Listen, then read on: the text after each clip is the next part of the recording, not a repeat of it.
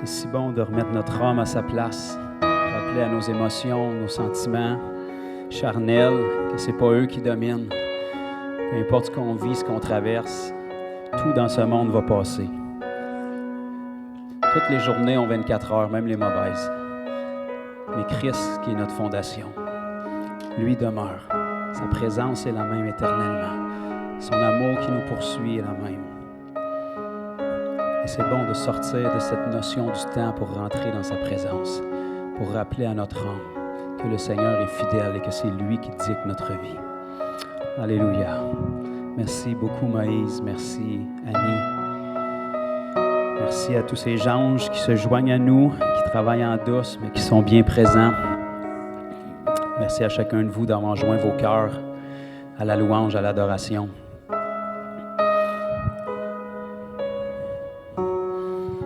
La louange d'une Église perce le trône de Dieu quand on la vit au quotidien. C'est pas nos beaux mots, c'est pas nos belles voix qui ont le plus d'importance, mais quand on vit la parole, notre vie au quotidien porte notre louange.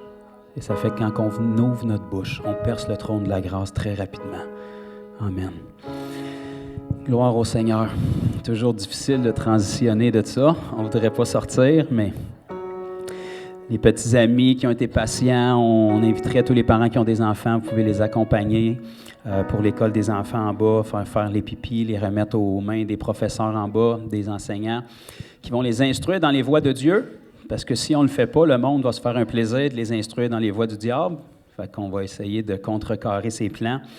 Et un petit détail, juste avant que j'oublie, tantôt, lorsque notre sœur Annie a fait la proposition pour de l'aide aux enfants en bas, juste vous dire que notre cœur ici, c'est jamais de surcharger personne. Fait que s'il y a des gens qui sont intéressés d'aider, juste vous mentionner qu'on ne veut pas mettre les gens plus qu'une fois par mois. Donc, ça ne vous ferait pas manquer les cultes là, semaine après semaine. C'est simplement de l'aide qu'on a besoin. Si tout le monde se met la main à la porte, bien, ça devient plus léger pour chacun. Amen. Donc, on va bientôt, par la grâce de Dieu, vous présenter nos invités de ce matin. Mais avant, on a le frère Mario Cyr et son épouse qui sont avec nous ce matin de Saint-Jérôme. C'est encore ça? Saint-Jérôme. Amen. Mais avant, je voudrais pas qu'on chante sur Jésus pendant 3 quarts d'heure, comment il est bon, extraordinaire, sans donner des témoignages sur qu'est-ce qu'il fait. Donc, rapidement, juste vous dire, la semaine dernière, on était, comme j'ai dit, au salon de Laval, au salon ésotérique de Laval, et comme à chaque fois, on a vu le Seigneur faire des belles choses. Mais je veux juste vous donner un petit témoignage cocasse de comment le Seigneur est... Je sais pas, des fois, on dirait qu'il pense qu'il est plus grand que nous autres, puis que c'est lui qui contrôle les affaires, puis dans le fond, je pense que c'est ça. On est bon pour y rappeler comment faire, mais je pense que si on le laisse faire, peut-être bien qu'il en sait plus que nous autres. Mais c'est ça, le samedi à Laval, c'était un assez gros salon, là, il devait y avoir 100-150 exposants.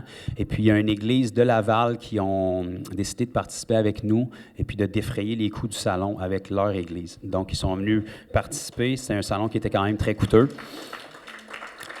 Donc, le pasteur, c'est un pasteur assez nouveau là, à l'église. Il est venu participer au kiosque avec une sœur qui l'avait fait il y a 2-3 ans avec nous. Donc, c'est le fun. Quand le pasteur est impliqué, ça donne un bon modèle pour l'église. Et puis, le samedi, il y a une dame qui est passée au kiosque. Et puis, elle avait des problèmes sévères de dos puis de hanche depuis, si je ne me trompe pas, 7 ans. Elle avait pas mal tout essayé, puis elle souffrait beaucoup. Puis, en dedans de 2-3 prières, elle a été complètement guérie, mais elle était vraiment sous le choc. Genre très explicite dans son envouement, très heureuse d'être guérie, c'est normal si ça fait longtemps que tu souffres, mais elle était tellement heureuse, elle n'en revenait juste pas, devant les yeux du pasteur de Laval qui était là c'était sa première fois, là, lui qui participait à ça. Et puis, en discutant, là, ils ont comme l'impression qu'elle puis le pasteur, il me semble qu'ils ont des airs familiers, on dirait qu'ils se connaissent, ils savent pas trop comment ça. Puis là, en jasant, ben là, le pasteur, il dit, ben moi, je suis de Laval, êtes-vous de Laval? Ben elle dit, là, je demeure à Laval, mais à l'époque, j'étais à Gatineau. Le pasteur, il dit, ben moi aussi, j'étais à Gatineau pendant un bon moment. Puis là, ben dans quel coin tu restais? Ben je restais sur telle rue. Ben là, le pasteur, il dit, moi aussi, je restais sur telle rue. Ben là, à quelle adresse tu restais? Ben à telle adresse. Ben moi, j'étais ton voisin. Puis là... Finalement, la femme a dit, hey, il y a un écureuil qui était rentré chez moi à un moment donné, puis il y a un voisin qui était venu m'aider. C'était-tu toi? Mais elle dit, oui, c'était moi. Fait que, bon, c'est un drôle d'hasard, disons ça comme ça, mais là, ils ont bien connecté, puis elle dit, ben là, il faut absolument qu'on puisse être capable de se reparler. Et puis, évidemment, le pasteur veut y témoigner davantage. Fait que nous, sur notre table, on mise vraiment pas sur la table, c'est vraiment que les gens expérimentent Dieu, mais il y a du matériel supplémentaire, des évangiles, des magazines, et puis on a un petit bac écrit « Parole de foi ». Fait que le concept, c'est un peu comme un biscuit chinois, sans le biscuit pas bon, puis les démons qui sont rattachés avec, puis c'est des paroles de Dieu qui sont là. Fait qu'il y a des versets bibliques pliés, puis des paroles de connaissance. Fait que c'est des petits papiers qu'on fait piger dans le bac. Fait que là, la femme a dit, il faudrait absolument qu'on échange nos coordonnées. Fait que là, le pasteur, il pogne un papier, puis il écrit son numéro dessus, puis il donne le papier. Puis là, avant qu'elle parte avec, mon collègue, il dit, rouvre donc ton papier pour voir. Fait que là, elle rouvre son papier, puis c'est écrit, tu as mal au dos et aujourd'hui, le Seigneur te guérit. Elle dit, ben là, ça se peut pas.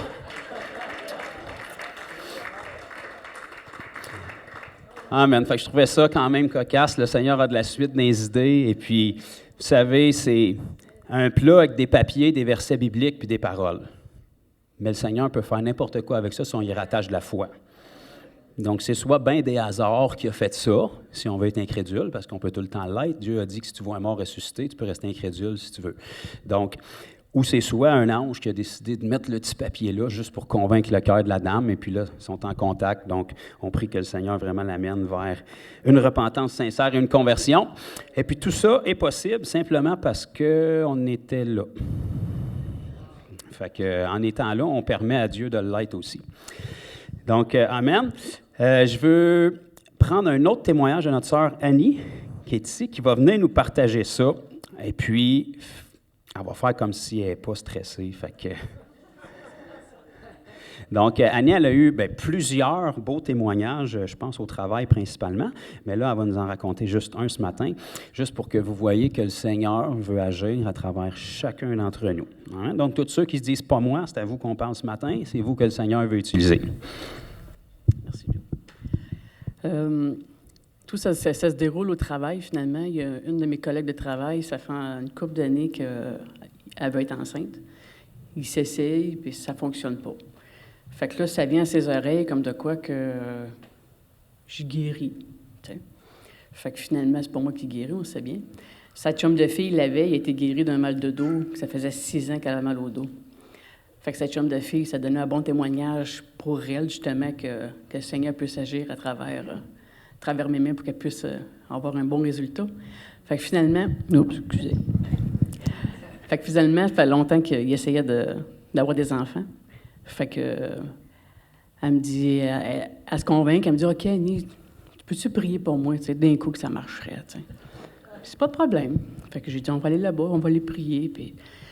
Fait que je mets la main sur l'épaule, je prie, puis je prends autorité, comme de quoi qu'elle devienne fertile. Puis, tu sais, j'étais dans mes débuts, moi, là, je sais pas que c'est dire, tu sais.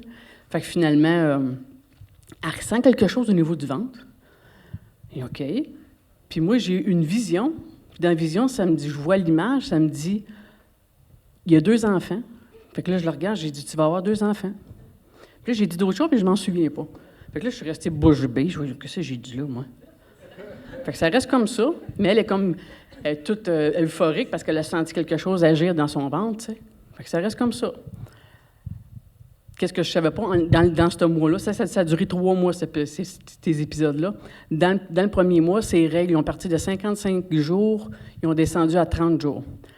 Fait que, elle me dit ça, elle dit, mes règles ont changé, je suis rendue au 30e jour. All right, c'est good. J'ai dit, veux-tu qu'on prie encore pour que la guérison continue, puis tout. Elle dit, oui. Fait que je prie pour elle encore.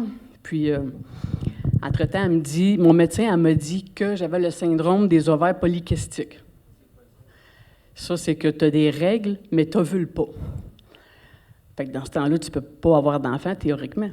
Fait que j'ai dit, est-ce que dans ta famille, il y a des gens qui ont eu des femmes qui ont eu de la difficulté à avoir des enfants ou qui ont pas été capables d'en avoir? Elle dit oui, il y en a qui sont stériles. Elle dit, ma mère, elle m'a eu, je suis là, tu sais, elle m'a eu, mais c'était difficile puis ça a été long. C'était sur le tard qu'elle soit enceinte de elle. Fait que finalement, j'ai dit peut-être qu'il y a un lien générationnel. J'ai dit, si tu veux, avec mon conjoint, j'ai dit, on va prendre l'autorité sur l'esprit d'infertilité, puis ça va sûrement fonctionner, tu sais. Fait que, bref, elle se décide, elle vient chez moi. Moi puis Serge, mon conjoint, on prend autorité. Aussitôt qu'on prend autorité sur l'esprit d'infertilité, elle sent une manifestation dans son ventre à tous. Moi, je regarde Serge. J'ai resté surpris, tu sais. Fait que là, l'Esprit Saint me dit « Prends autorité sur l'esprit de la mort ». Je prends autorité sur l'esprit de la mort également. Elle se sent bizarre, mais il n'y a rien. Fait que là, elle décide « OK, on se quitte finalement ». Même pas 5 minutes après, elle appelle. Annie, elle s'est sortie. C'est encore plus fort que le premier coup. Wow! Super! Puis là, pour savoir que finalement, 3 semaines plus tard, elle est en arrêt de travail parce qu'elle est enceinte. Puis en date d'aujourd'hui, elle est enceinte de jumeaux.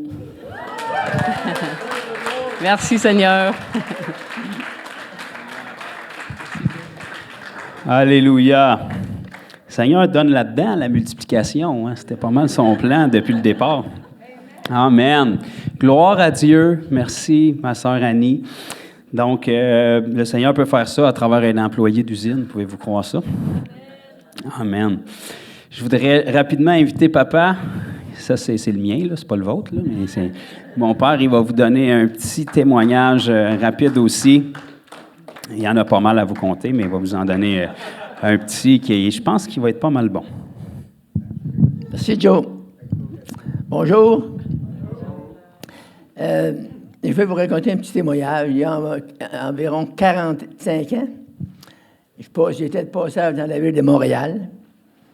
Et j'ai rencontré un pasteur que je connaissais bien, mais il m'a dit, viens, veux-tu apporter la parole, Bertrand? J'ai dit oui. Fait que j'ai jamais refusé d'apporter la parole.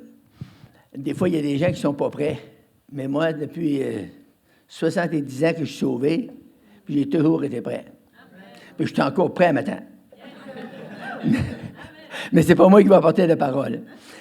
Il est rentré un homme que je n'avais jamais vu, puis il s'est assis en arrière. Puis là, j'ai commencé à prêcher. Puis d'un coup, le Seigneur me dit, arrête, puis il dit à ce gars-là là, qu'il souffre de migraine. Fait que je pointe Mario, qui était rentré. J'ai dit, Seigneur me montre que tu souffres de migraine. Puis j'ai dit, au nom de Jésus, je commande la délivrance maintenant, sois délivré. Puis il a été délivré comme ça. Ça fait 45 ans de ça. Puis Mario est là. Ça fait que ce matin, c'est un privilège pour moi. C'est un grand plaisir de vous présenter un grand homme de Dieu.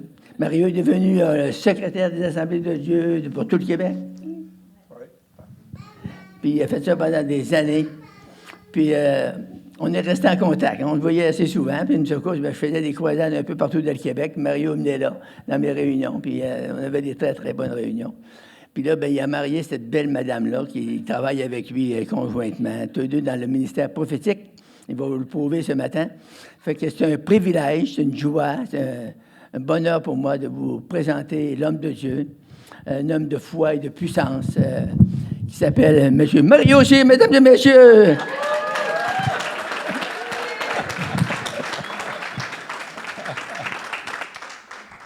Gloire à Dieu. Amen. Gloire à Dieu. Que d'éloges, que d'éloges. C'est elle. Ah, OK. Ben oui. Okay. Voilà. On a des micros aussi dans les plans. Ben oui.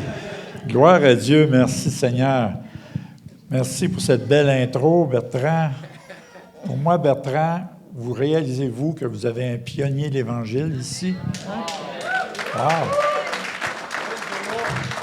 J'ai été sauvé il y a 45 ans sur son ministère. Puis aujourd'hui, je suis un serviteur de Dieu. Si je n'aurais pas connu Bertrand, Dieu ne l'aurait pas utilisé pour me délivrer des migraines, je ne serais pas ici. Gloire à Dieu. Et je remercie le Seigneur parce que je me rappelle en 2007, Dieu m'avait montré de faire une conférence d'1 semaine et d'honorer les pionniers au Québec. Et il y avait 3 pionniers, dont Bertrand faisait partie des pionniers. Il y avait à ma conférence 150 ans de ministère dans ces 3 hommes-là. Mais Dieu m'avait montré, j'étais en prière, puis Dieu m'avait montré, puis mon cœur est venu bouleversé. Il dit « Honore mes serviteurs, car ils n'ont pas été honorés au Québec. » Et j'ai fait une semaine, il s'en rappelle, je suis persuadé, mais ça a été vraiment une semaine merveilleuse. J'ai eu de l'opposition, nommez-les, je les ai toutes eues. Même que des pasteurs m'appelaient qui disaient que ce n'était pas de Dieu ce que je faisais.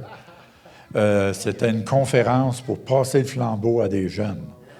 Et vraiment, puis 2 semaines avant que la conférence commence, j'avais juste 2 inscriptions. Là, l'ennemi a essayé de me jouer des tours dans mes pensées. J'ai dit non. Dieu m'a montré de faire ça et je le fais. Dieu est peut-être à la dernière minute, mais jamais en retard. Et 1 semaine avant, on était rendu 42 inscriptions. Et la journée même de la conférence qui a commencé, on était rendu à 100. Puis il s'en est rajouté dans la semaine. On a été probablement jusqu'à 150. Ça a été une conférence, on sentait la présence de Dieu. Les gens rentraient dans le stationnement et disaient que la puissance de Dieu tombait sur eux. Ça a été puissant, ça a été merveilleux. Et pour moi, ça a été un grand honneur d'honorer ces hommes-là. Parce qu'à quelque part, beaucoup de chrétiens dans la province de Québec découlent de leur ministère. Donc, imaginez-vous, c'est quelque chose. Honorer de tels hommes. Amen. OK, on va aller... Je vais laisser parler mon épouse avant. Elle aura une petite exhortation à vous partager. Et après cela, je vous amènerai le message que Dieu m'a donné. Amen. Bien, avant de commencer, cette semaine, le Seigneur me montrait ce verset. Et pour moi, ce verset-là devient un verset que Dieu voulant que je veux partager à travers les églises à chaque fois que nous visitons une église. C'est en fait le verset, c'est dans 1 Corinthiens 15, le verset 29 qui dit, Paul il dit, « J'irai chez vous, j'irai à Granby, nous irons à Granby, et je viendrai avec toute la bénédiction du Christ. » Alors nous venons ici ce matin à Granby avec toute la bénédiction de Christ qui nous donne pour vous. Et avant que je commence à partager qu'est-ce que le Seigneur a mis sur mon cœur pour vous, le Seigneur me mettait sur mon cœur un chant qui va jouer. Mario, il partageait tantôt, quand il a fait la rencontre pour les pasteurs être honorés, il s'est passé des choses merveilleuses à cette conférence-là. Je n'étais pas là, mais il m'en a parlé beaucoup. Et nous voulons tous vivre des choses, goûter à la présence de Dieu. Alors ce matin, écoutons ce chant. Ceux qui sont vieux dans le Seigneur, ils le connaissent. Mais écoutons ce chant et laissons Dieu, laissons l'Esprit venir faire son œuvre dans nos cœurs avant que le message soit apporté.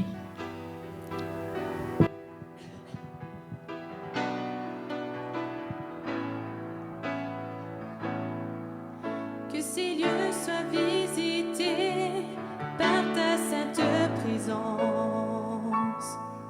Que ces lieux soient balayés par le vent de ton esprit. Lève-toi de ton saint lieu et descends au milieu de nous. Pose sur nous des langues de feu. Verse ton onction sur nous. Que ces lieux soient visités par ta sainte présence. Que ces lieux soient balayés par le vent de ton esprit. Lève-toi de ton saint lieu et descends au milieu de nous. Pose sur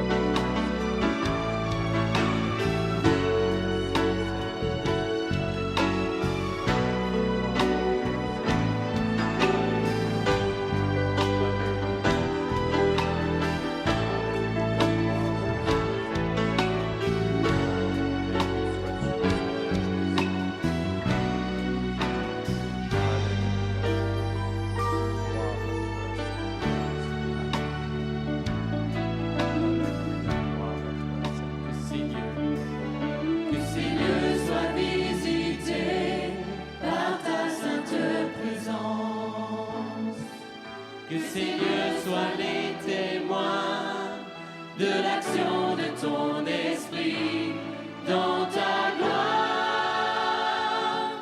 Viens maintenant, unis-nous en cet instant, que ta vie jaillisse en abondance. Nous allons voir ta puissance.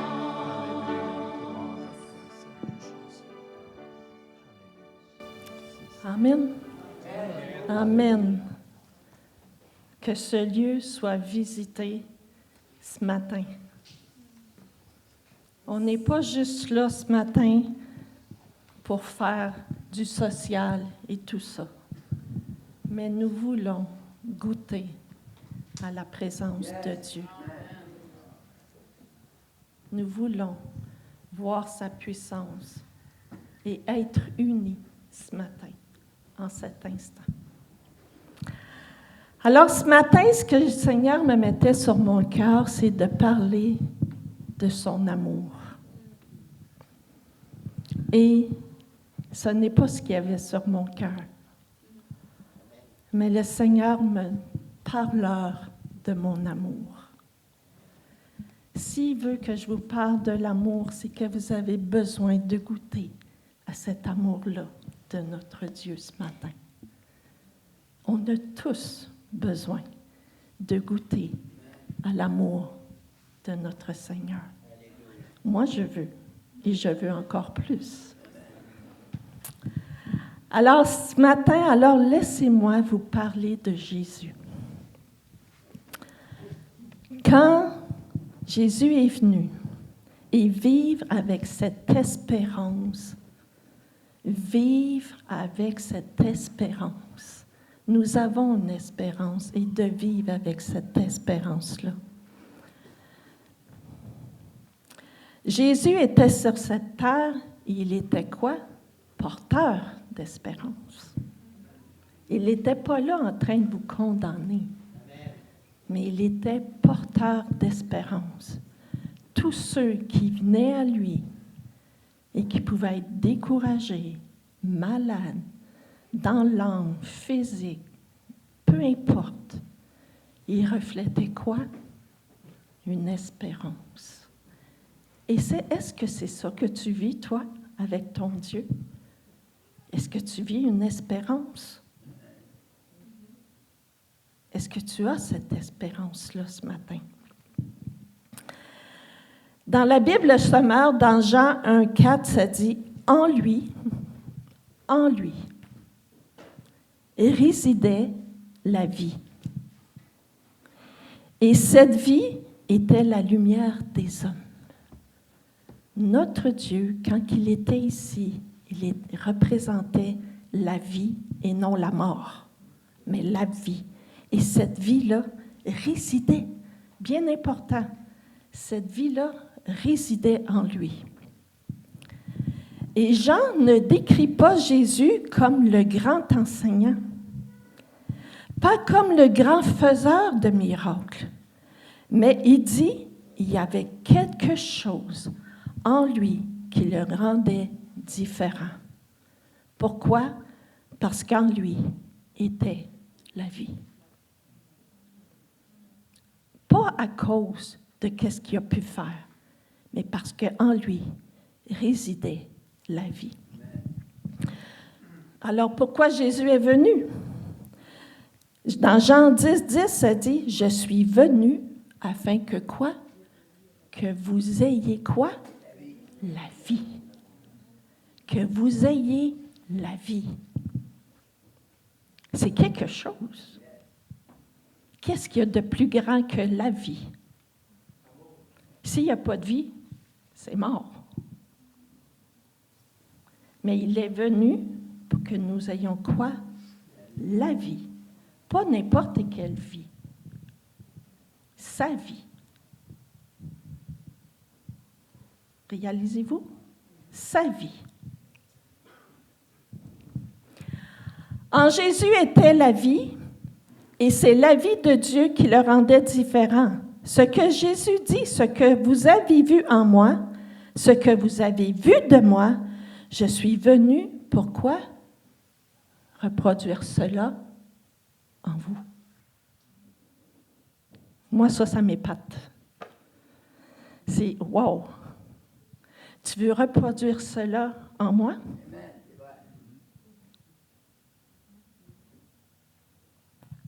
Quelle grâce! Quelle grâce! Le Seigneur, le seul Dieu, le seul, il veut reproduire ça en chacun de nous. Quel cadeau! Il n'y a pas de mots. Moi, je n'ai pas de mots pour décrire. Alors, commençons à vivre que la vie est en nous. En toi est la vie.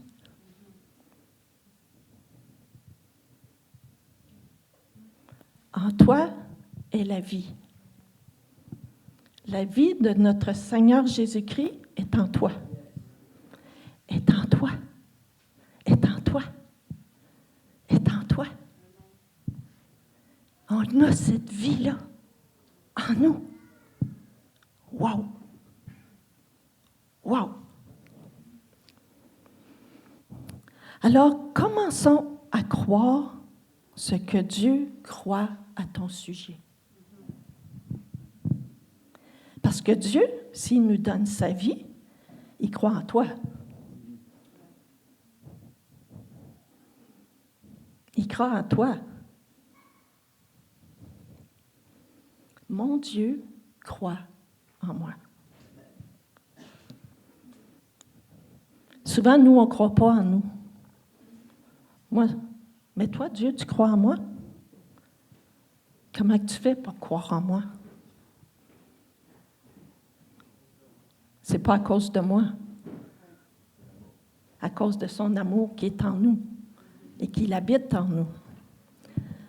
Quand on considère la vie de Jésus, quand Jésus est baptisé et que le Père vient, il lui dit, « Celui-ci est mon Fils bien-aimé, en qui j'ai mis quoi? Toute mon affection. Toute mon affection. » Et quand il lui dit ça, il n'avait pas commencé de guérison, il n'avait pas commencé de ministère, il n'a pas été même à la croix encore. Et le Père lui dit, c'est pas à cause de ce que tu as fait, ou ce que tu fais, ou ce que tu feras, mais parce que tu es à moi et que tu m'appartiens. Tu es mon Fils et j'ai plaisir en toi.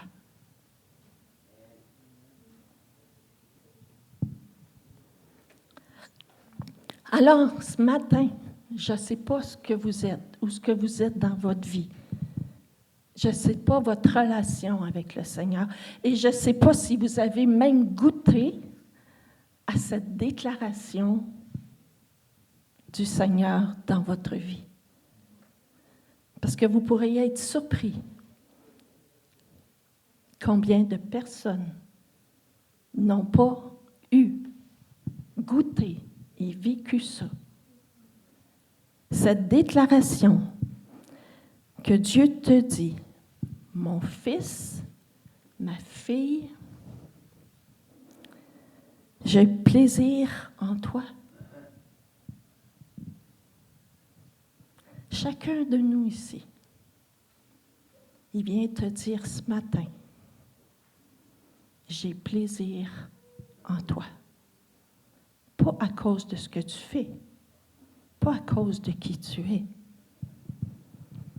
mais parce que tu es à moi et que tu es mon enfant et que je t'aime. Uniquement à cause de cela. Deux fois, on veut faire des choses en pensant que je suis quelqu'un, le Seigneur va m'aimer, je fais ci, je fais ça, ta.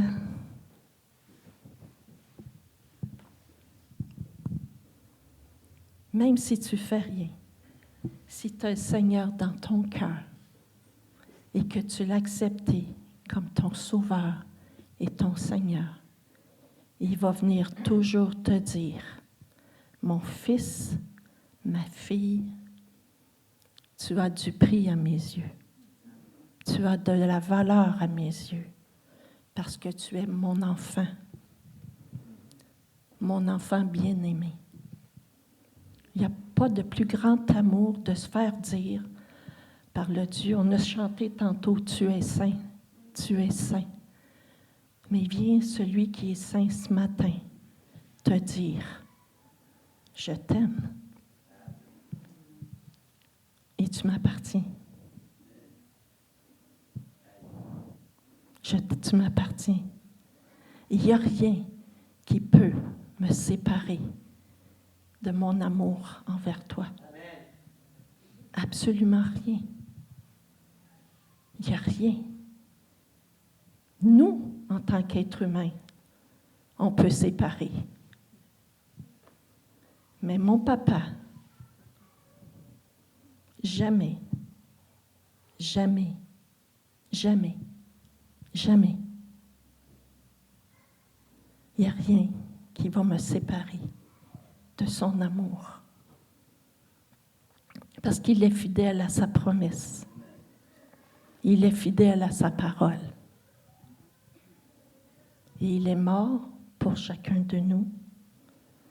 Il n'y a rien qui peut effacer ça et remplacer ça.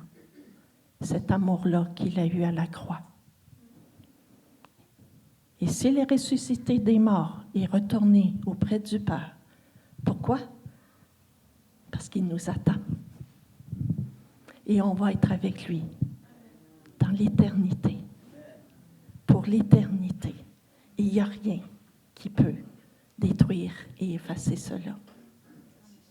Il n'y a pas de plus grand amour que l'amour de notre Dieu et qui vient te dire ce matin, je t'aime. Tel que tu es, je t'aime. N'essaie pas de te changer. C'est moi qui va te transformer. C'est pas toi. Ça ne marche pas.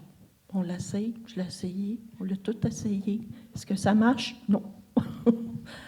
Mais quand mon papa vient, il vient me transformer et me rendre comme le fils et la fille qu'il a créé avec chacun de nous, il va le rendre semblable à lui et qu'on va être avec lui dans l'éternité. Alors, comme le Père aime Jésus, il l'aimait, il aime Jésus. Mais cet même amour-là, il nous aime. Alors le Père te dit, tu es à moi. Tu es à moi. Quand tu es enlevé des griffes de l'ennemi, que tu as accepté le Seigneur, tu es à lui. Tu es à lui. Il te dit, je t'aime et je prends plaisir en toi. Et si tu as cette vision-là de l'amour du Père dans ton cœur, si tu le goûtes, si tu le vis, c'est un verset qui me parle dernièrement. Mais si tu as cette vision-là et que tu goûtes à ça, tu vas pouvoir dire comme Paul a dit, c'est pas à cause de mon travail, mais c'est l'amour de Dieu qui agit en moi et qui me pousse à agir. Parce que c'est son amour. Je goûte à son amour et parce que je l'aime, ça va me pousser à agir pour lui. C'est la même chose qu'avec ton conjoint. Tu l'aimes, ça te pousse à agir par amour envers lui. Mais c'est la même chose avec notre Seigneur. Que l'amour de Dieu, ça soit son amour qui vous pousse à agir pour lui et avec lui. Amen. Amen.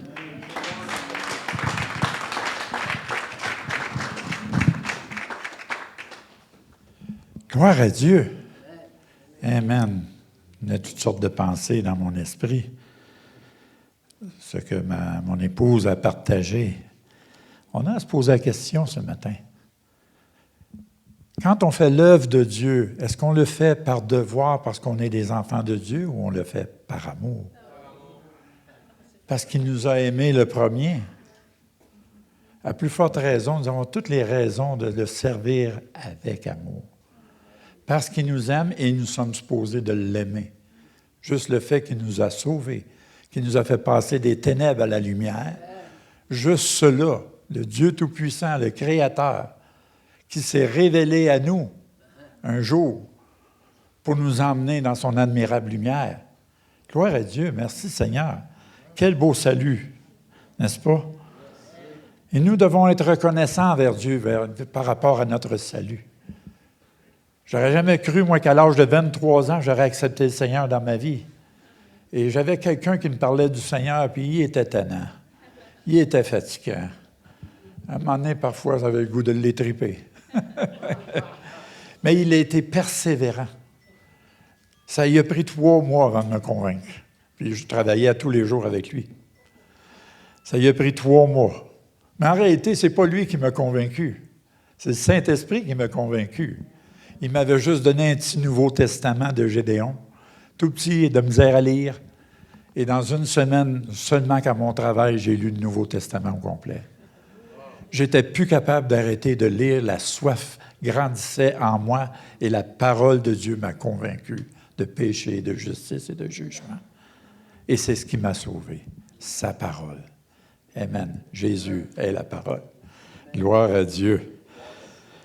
Amen. J'ai eu quelques petits combats, et ça, c'est normal. On sait que l'ennemi, parfois, il ne veut pas qu'on partage des choses. Mais Dieu veut vous parler ce matin. C'est un peu comme des avertissements qu'il veut vous donner. J'aime amener des beaux messages d'amour. J'aimerais ça vous flatter. Mais, il y a un mais. Dieu veut vous parler aussi, parce qu'il vous aime. Parce qu'il nous aime, il veut nous parler. Et je crois aussi qu'on doit réaliser une chose, bien-aimés. On ne peut pas demeurer non plus toujours des enfants. À un moment donné, la croissance doit être là. Et dans la croissance, parfois, ce n'est pas toujours agréable. On appelle ça souvent dans le monde naturel des douleurs de croissance. Et souvent, quand on est enfant, on est bébé, puis qu'on devient adolescent, c'est plus la même nourriture que tu manges, et c'est plus les mêmes choses que tu fais, et tu fais face à des responsabilités en vieillissant, naturellement. Spirituellement, c'est la même chose. Tu ne peux pas être toujours à la bouteille au lait, à la bouche, la bouteille de lait à la bouche. À un moment donné, il faut que tu manges de la nourriture solide pour que tu deviennes solide, mature, pour continuer à servir le Seigneur. De là, le Seigneur nous enseigne partout dans sa parole de l'importance à devenir des hommes accomplis ou des femmes accomplies. Le mot « accompli », si tu vas dans le grec, ces choses-là, tu peux voir que ça veut dire que tu sois mature. Dieu veut qu'on grandisse puis qu'on mûrisse dans ses voies. Il est notre Père. Et j'ai aimé lorsque mon épouse a partagé par rapport à l'amour du Père. Et ça m'a ramené 35 ans en arrière, 38 ans en arrière. Parce que j'ai grandi sans père, sans mère. J'ai été dans 8 familles d'accueil différentes. Donc, je ne savais pas c'était quoi l'amour d'un père. Et lorsque je voyais les gens dans l'Église dire « Papa céleste »,« Papa d'amour », ces choses-là, je n'étais pas capable de le faire. J'essayais, puis je n'étais pas capable. Je n'arrivais pas à le faire. Je dis « Comment ça se fait, Seigneur, qu'ils font ça, puis moi, je ne suis pas capable? » Et le Seigneur m'a fait réaliser, c'est parce que tu n'as pas eu l'amour d'un père. Mais moi, je suis ton père. Mais j'ai dit « Ouais, oui, OK, correct.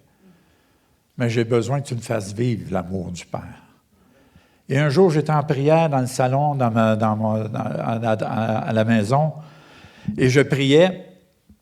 J'ai dit, je criais, mon cœur, il criait, « Seigneur, montre-moi l'amour d'un père, je ne sais pas c'est quoi. » Et soudainement, j'ai eu une vision qui était tellement tangible. J'ai vu Dieu le Père assis dans une chaise berçante. Il se berçait. Puis là, il m'a tendu les mains et il m'a dit, « Viens vers moi. » Et dans la vision, j'allais vers lui, il m'a pris par les épaules, il m'a assis sur ses genoux, il a mis sa main sur ma tête et il a collé ma tête sur sa poitrine. J'ai jamais ressenti un amour comme ça. C'était ma première expérience d'un amour de père. Et pas n'importe quel père, un père qui me décevra jamais.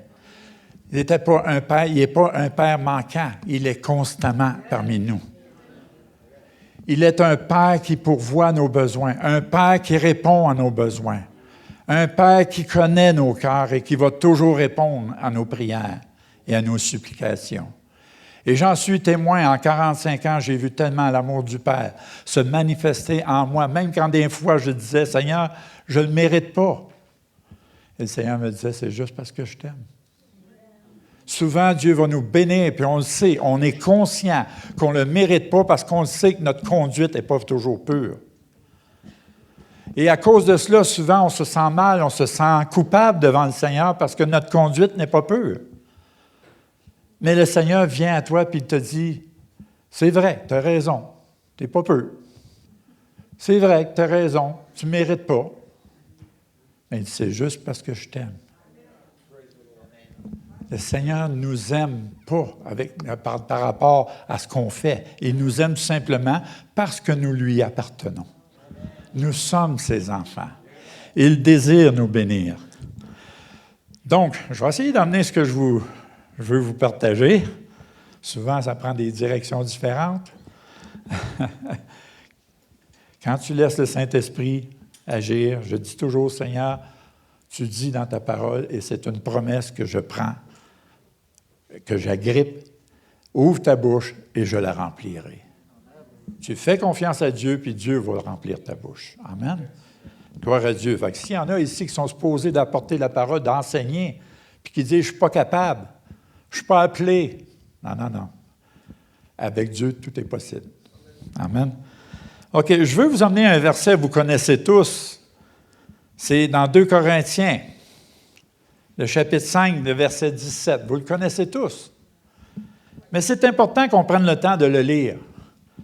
Si quelqu'un est en Christ, en Jésus-Christ, il est une nouvelle création ou une nouvelle créature. Nous avons besoin de réaliser, bien-aimés, que nous ne sommes plus cette vieille nature-là. Nous sommes une nouvelle créature. Et comme il l'a dit si bien tout de suite après, les choses anciennes sont passées. Les choses anciennes sont passées. Ça veut dire, Mario ici, il n'est plus le Mario d'avant. Il est le nouveau Mario, parce que je suis une nouvelle créature en Jésus-Christ.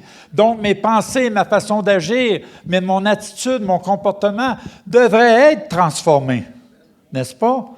Et si vous êtes des chrétiens qui viennent toujours à l'Église puis vous n'êtes pas encore transformés, posez-vous une question. Allez au pied de la croix. Allez au pied de la croix et dites, Seigneur, je veux une vraie conversion dans ma vie. Parce qu'il y en a qui disent, moi je suis chrétien, j'ai accepté le Seigneur, on m'a fait la prière de repentance. Puis c'est correct, je fais partie d'un groupe. Non, ça arrive ça, qu'il y en a comme ça. Et tu as besoin de vivre une expérience divine avec Dieu pour te prouver et mettre le sceau que tu es vraiment une nouvelle créature en Jésus-Christ. Amen. J'ai tellement entendu, vous savez, moi, vous donner un exemple. Dans ma propre église, un jour, un dimanche matin, le pasteur demande à l'église, on était un petit groupe, on n'était pas gros, on était une vingtaine à l'époque, et le pasteur demande, « Êtes-vous sauvés? » Tout le monde a levé les mains, « Oui, gloire à Dieu, merci Seigneur. » Et le pasteur a commencé à demander à chacun, « Comment as-tu été sauvé? » J'ai entendu des choses terribles. Je suis sauvé parce que mes parents sont sauvés. Je viens à l'Église parce que mes parents ont toujours été à l'Église. Il y en a qui disaient, je suis sauvé parce que je viens tous les dimanches à l'Église. Est-ce que vous me suivez ce que je veux dire? Où elle est ton expérience? Ton expérience de nouvelle vie. Où elle est? Donc, c'est pour ça qu'il dit, les choses anciennes sont passées. Donc, on a besoin de se questionner ce matin. Même si vous êtes, je vous dirais, je crois que vous êtes tous sauvés.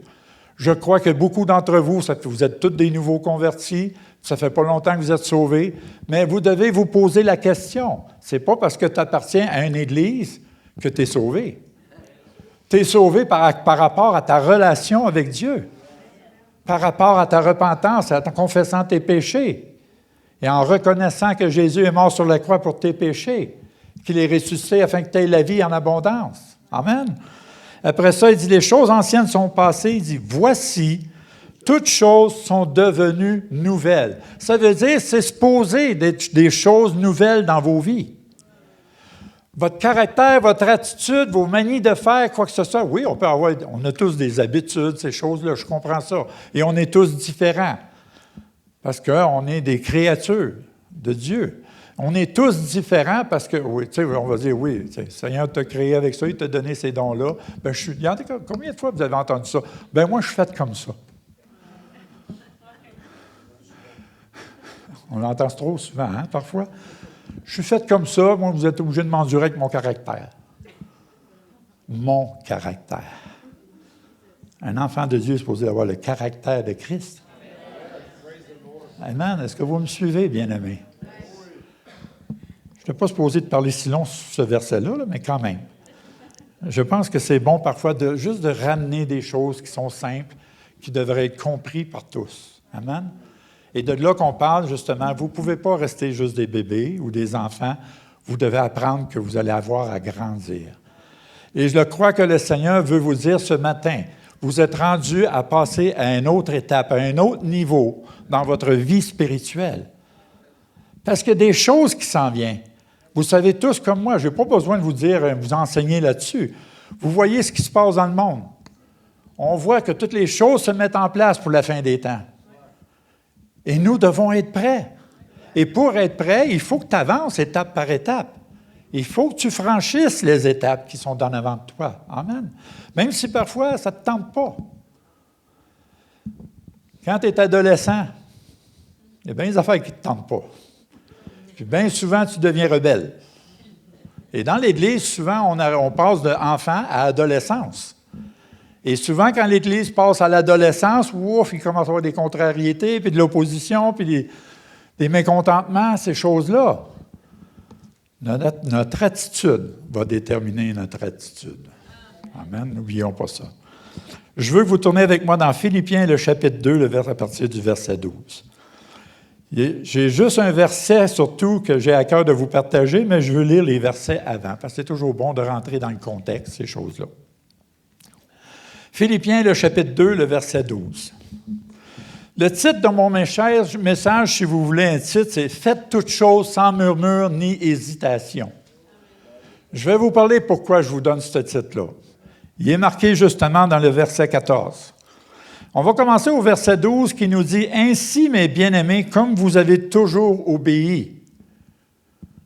Et dans d'autres versions, c'est « Ainsi, mes bien-aimés, obéissez comme vous le faites, vous l'avez toujours fait ». Donc ici, il nous recommande, il dit que comme vous avez toujours obéi, j'espère que c'est votre cas. Il dit, mettez en œuvre votre salut, ou bien travaillez à votre salut. Le salut n'est pas, vous ne devez pas avoir votre pensée que c'est acquis. Vous devez travailler pour. Sinon, s'il serait acquis, il ne nous aurait pas dit de travailler à notre salut. Travailler à notre salut, ça veut dire qu'il faut que tu mettes à l'œuvre ce que Dieu t'a donné. Cette nouvelle vie qui est en toi doit être à l'œuvre. Et quand on parle à l'œuvre, ça touche tous les domaines de ta vie. Ton comportement vis-à-vis de tes frères et sœurs. Ton attitude, ces choses-là. Oui, l'évangélisation, mais il y a d'autres choses aussi. Tout ce qui concerne la vie chrétienne. Est-ce que vous me suivez? Tout ce qui est de la vie chrétienne, vous devez travailler à cela. Parce que ton salut en dépend. Ton salut en dépend de ton attitude, ton comportement que tu vas avoir. Toute ta vie chrétienne, ça va te suivre. Et tu vas avoir à travailler à ton salut continuellement, constamment jusqu'à son retour. Amen? Tranquille. C'est bon signe. Ça veut dire que vous êtes à l'écoute. Je l'espère. Fait qu'il dit, mettez à l'œuvre votre salut ou travaillez à votre salut. Je vais juste vous emmener quand même quelques petites références. Si on regarde dans Jean 6, le verset 27, il dit « Travaillez non pour la nourriture qui périt, mais pour celle qui subsiste pour la vie éternelle et que le Fils de l'homme vous donnera, car c'est lui que le Père, que Dieu lui-même a marqué de son sceau. » Donc ici, il nous dit « Travaillez non pour la nourriture qui périt ». Ça veut dire ton focus doit être ton travail pour ton salut. Ça n'empêche pas qu'il faut que tu travailles. Ça ne veut pas dire qu'il faut que tu lâches ton travail.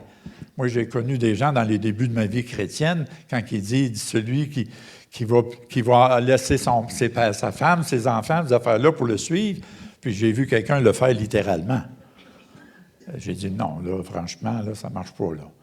Mais ici, il nous dit « Travaillez non pour la nourriture qui périt, mais pour celle qui subsiste, la vie éternelle, notre salut. » Nous devons toujours travailler à notre salut, bien-aimés. Ça, on n'en parlera jamais assez.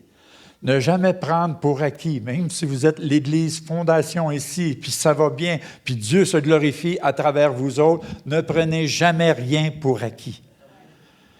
Car vous savez qu'est-ce qu'un jour, vous ne savez pas ce qu'un jour peut enfanter.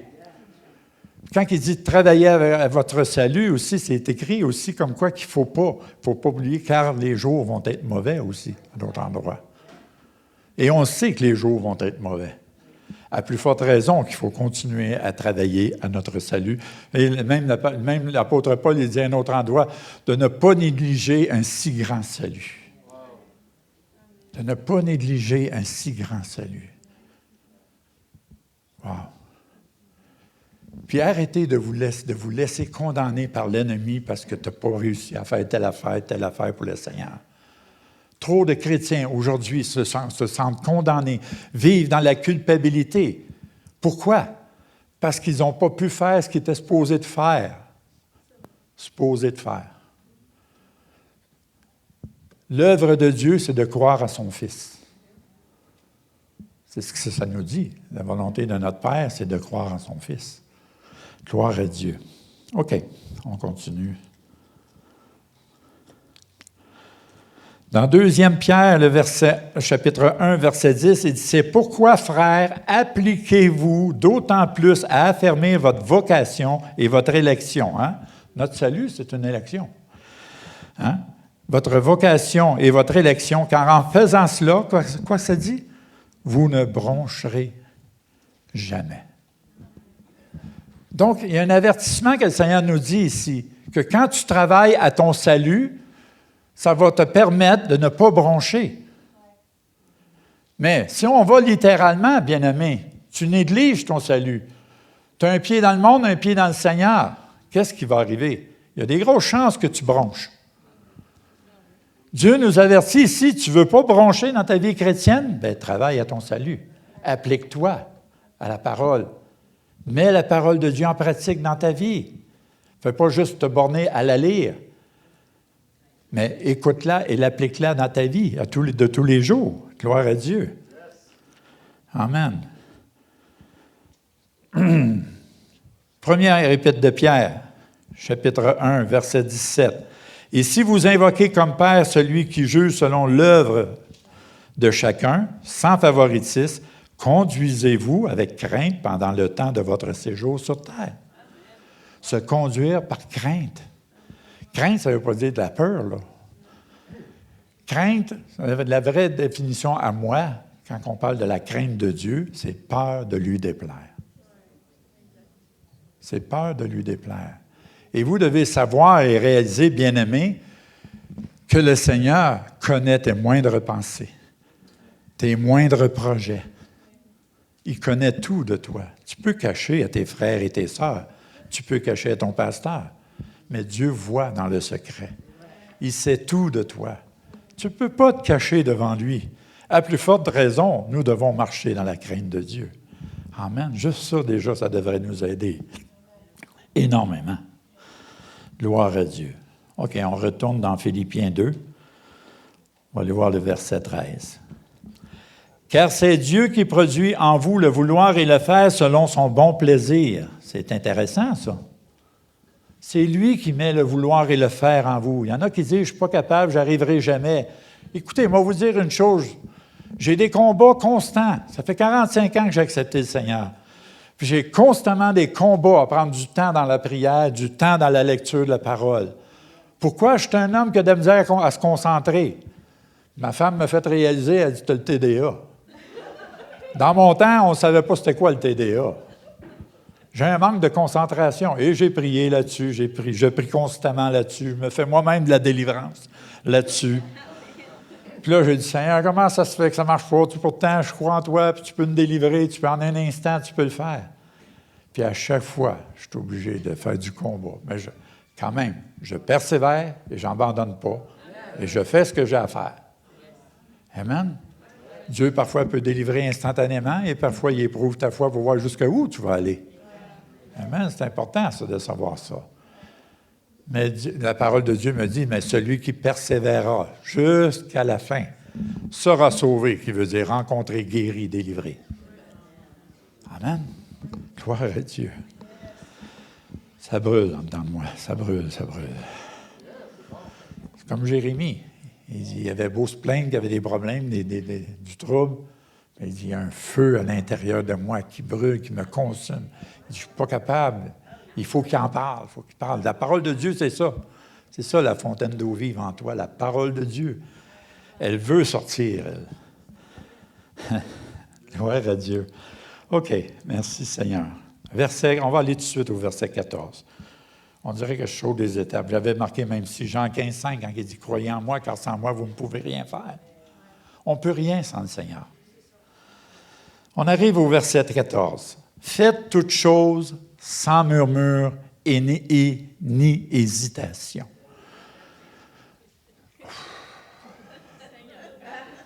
Ça, c'est pas facile. C'est vraiment pas facile. On pense qu'on l'a l'affaire parfois, puis à un moment donné, on s'aperçoit qu'on murmure, qu'on chiale. Et la version Mario 2.2, je dirais, faites toutes choses sans chialer. Faites toutes choses sans chialer. Et combien de fois qu'on chiale? On chiale parfois parce que le pasteur ne vous a pas donné la main un matin. On chiale parce qu'il fait trop chaud, fait trop fret, trop d'éclairage. Le son est trop fort. Ça sonne la canne. La louange, ça me pète dans les oreilles. On chiale. Mon frère qui est à côté de moi, il m'agace. Il m'énerve. Est-ce que vous me suivez? Amen. Et malheureusement, ce que je trouve triste, que bien souvent aujourd'hui, avec les médias, les réseaux sociaux, l'ennemi se réjouit tellement avec ça.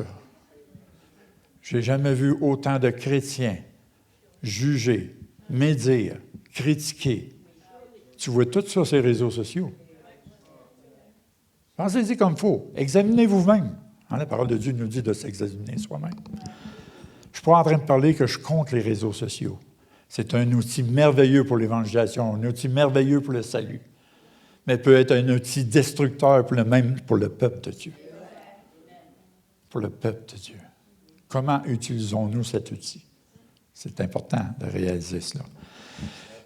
Quand il dit aussi « Faites toutes choses sans murmure ni hésitation », vous savez, l'apôtre Paul, il y avait toutes les raisons de dire ça aussi. Je vais vous expliquer, moi, vous donner un témoignage par rapport à ce verset-là. Un jour, j'étais en Ontario, chez un couple chrétien, des amis. Puis il avait reçu un couple qui était missionnaire d'Haïti, qui était là. Et pendant qu'on partageait dans le salon, on a fait un temps de louange, on s'échangeait la parole, ces choses-là. Le Saint-Esprit me dit, je veux que tu héberges cette famille-là. Un couple avec 5 enfants. J'étais dans un petit 4,5, tout petit, des petites pièces.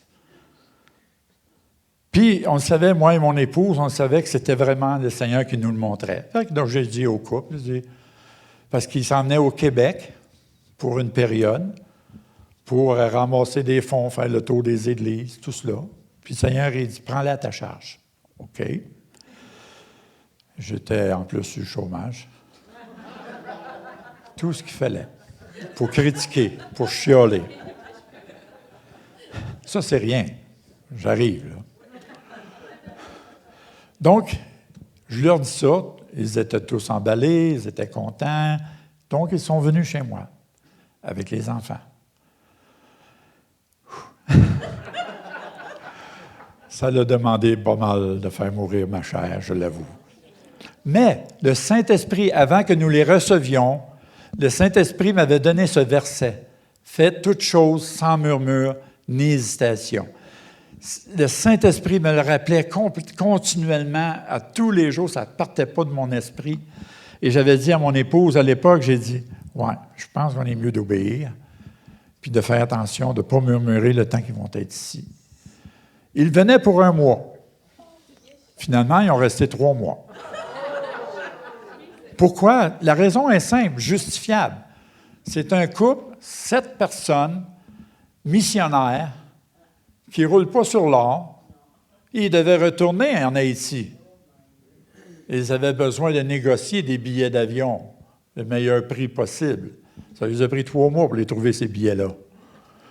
Mais pendant ce temps-là, quand toi, tu penses que c'est juste 1 mois puis il reste 3 mois, vous ne réalisez pas tout ce qu'on a vécu dans ces 3 mois-là.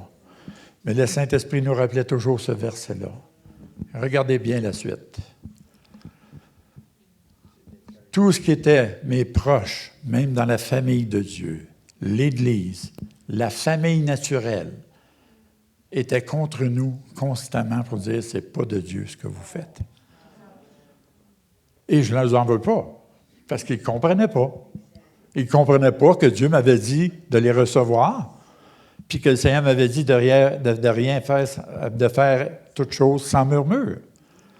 Ça a été difficile de garder ce verset-là en application dans ma vie, ces 3 mois-là. Donc, non seulement cela, parmi les 5 enfants, il y en avait un qui était adopté, un Haïtien. Puis son oncle vivait à Montréal. Son oncle, un sorcier. Donc, vous pouvez comprendre que toutes les nuits, j'avais des visitations. Ils nous empêchaient de dormir. Ils venaient nous troubler, prenaient autorité au nom de Jésus, on chassait ces esprits-là. Donc, on vivait cela. On vivait le rejet de l'Église, le rejet de nos familles qui disaient « Non, ce n'est pas de Dieu ce que vous faites ».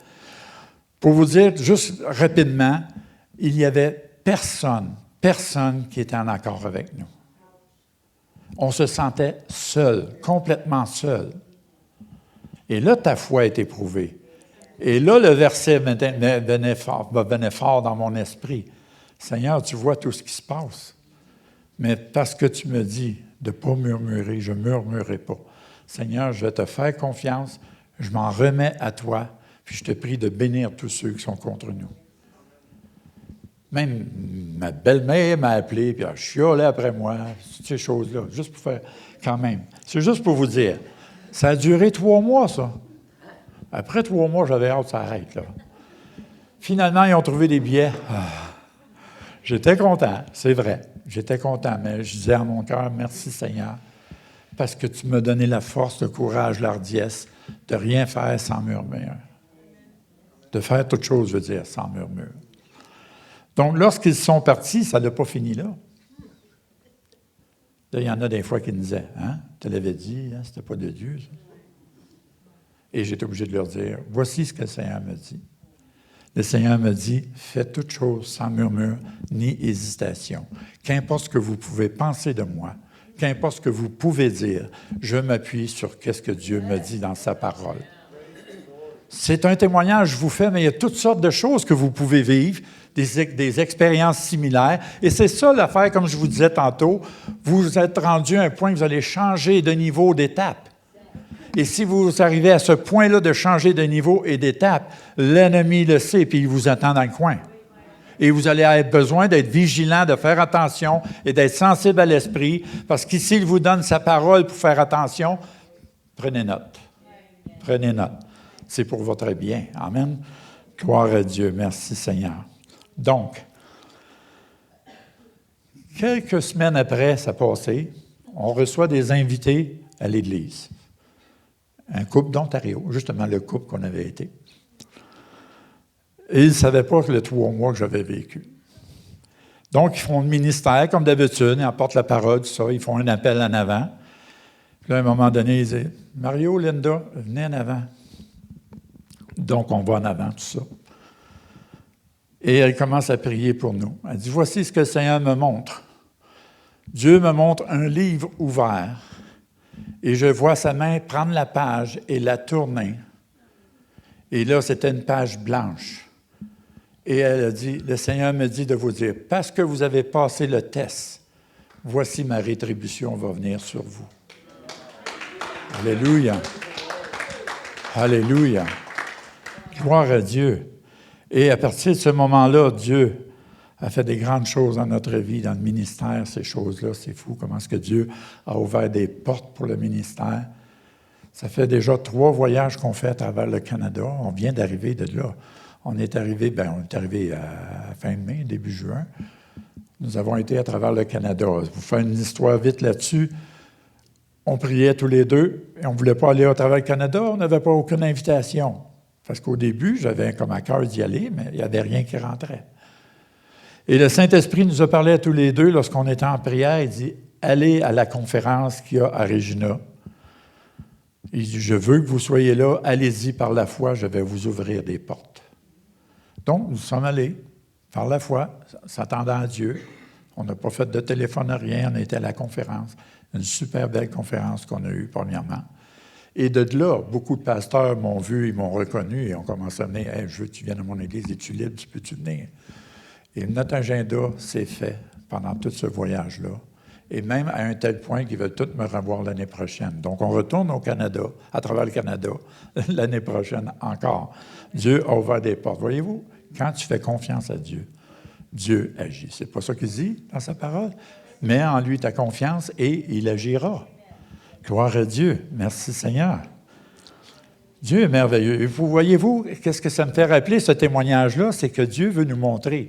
Vous êtes le sel de la terre. Nous sommes la lumière. Et notre lumière est supposée de briller dans les ténèbres. Notre lumière est supposée de briller. Ça veut dire que nous sommes supposés d'être un témoignage partout où nous sommes. Même si vous faites l'œuvre de Dieu, ce n'est pas juste ça, l'œuvre de Dieu. L'œuvre de Dieu, c'est ton quotidien de tous les jours. Que ce soit ton travail, ta famille, ta relation avec ton épouse, ton époux, ces choses-là. Tout cela fait partie de ce que Dieu nous demande, d'accomplir sa parole et de faire aussi toutes choses sans murmure ni hésitation.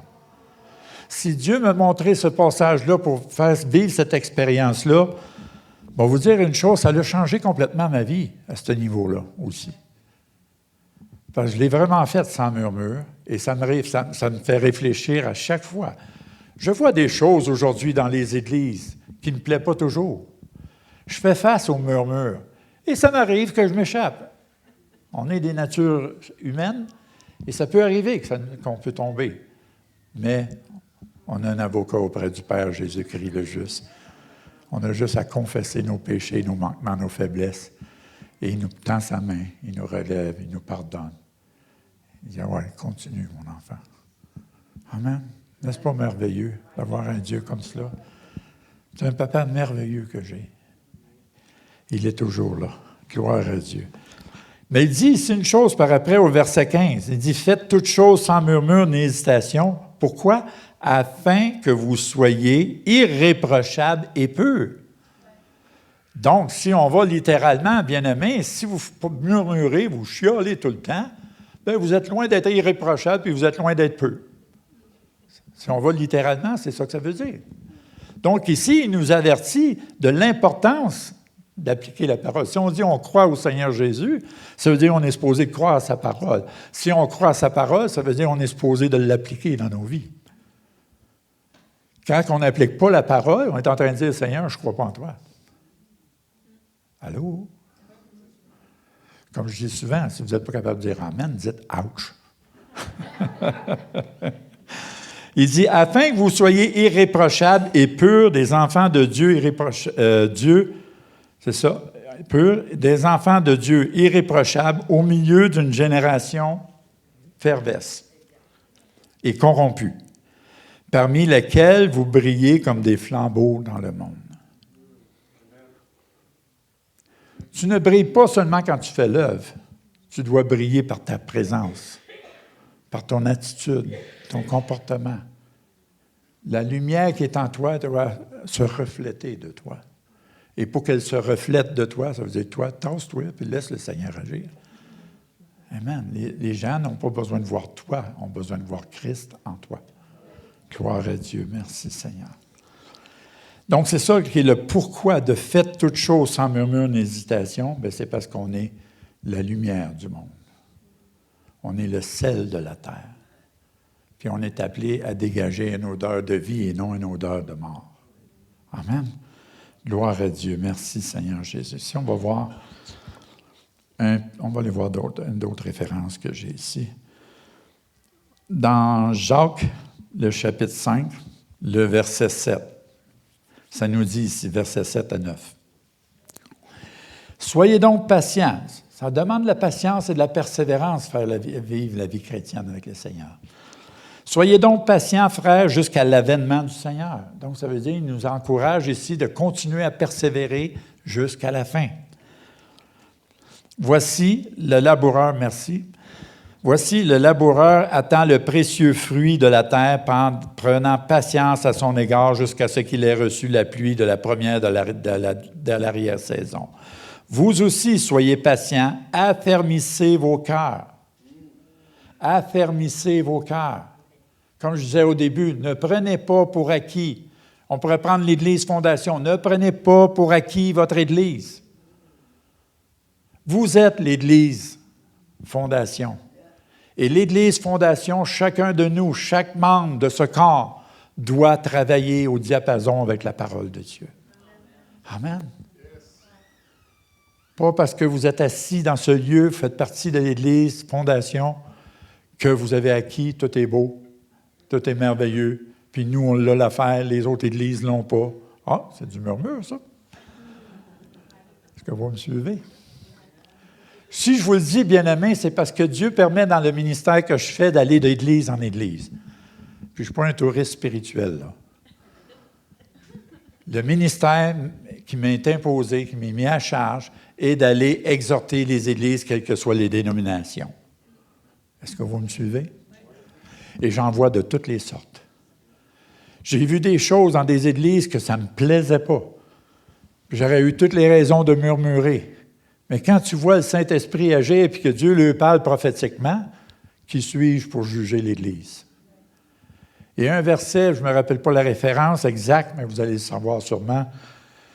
Il y a un passage dans la parole, quand les disciples vont vers Jésus, il dit, on a vu des gens qui chassent des démons en ton nom, mais ils ne nous suivent pas. Est-ce que vous me suivez? Ils ne nous suivent pas. D'une dénomination à l'autre, on ne se suit pas. Mais le Seigneur, qu'est-ce qu'il dit? S'ils ne sont pas contre nous, ils sont pour nous. Donc, on n'a pas de raison de chialer par rapport aux dénominations ou quoi que ce soit. C'est Dieu qui est maître. C'est Dieu qui est maître. Oui, il y a des religions qui servent plus peut-être Satan que d'autres choses. Laissons-le dans les mains du Seigneur. Ne soyons pas des juges. Dieu est juge. Amen. C'est lui qui est juge. Et quand je vais d'une église à l'autre, c'est ce que ça me rappelle toujours. Au début, j'ai commencé le ministère extérieur, j'avais des œillères. Des œillères religieuses, qu'on appelle. Je disais, il faut que ça soit de même, il faut que ça soit de même. J'ai toujours appris de même. Ça fait 25 ans que je suis dans mon église, puis c'est ça que ça devrait être. Puis là, j'allais dans les églises, je me disais, Seigneur, comment ça va être ce matin? Puis là, je voyais le Saint-Esprit agir à travers moi, à travers sa parole, à travers les dons. Et là, je suis obligé de me repentir devant le Seigneur. Est-ce que vous me suivez, bien-aimés? C'est Dieu qui est maître. Comme il dit dans Psaume 46, verset 11, il dit, arrêtez de vous plaindre, chialer ou paniquer ou quoi que ce soit. Je suis Dieu et je domine sur la terre, je domine sur les nations. Donc, il sait ce qu'il fait. Bien souvent, c'est nous qui ne savons pas ce qu'on fait. Amen, gloire à Dieu. Amen, gloire à Dieu. Éphésiens.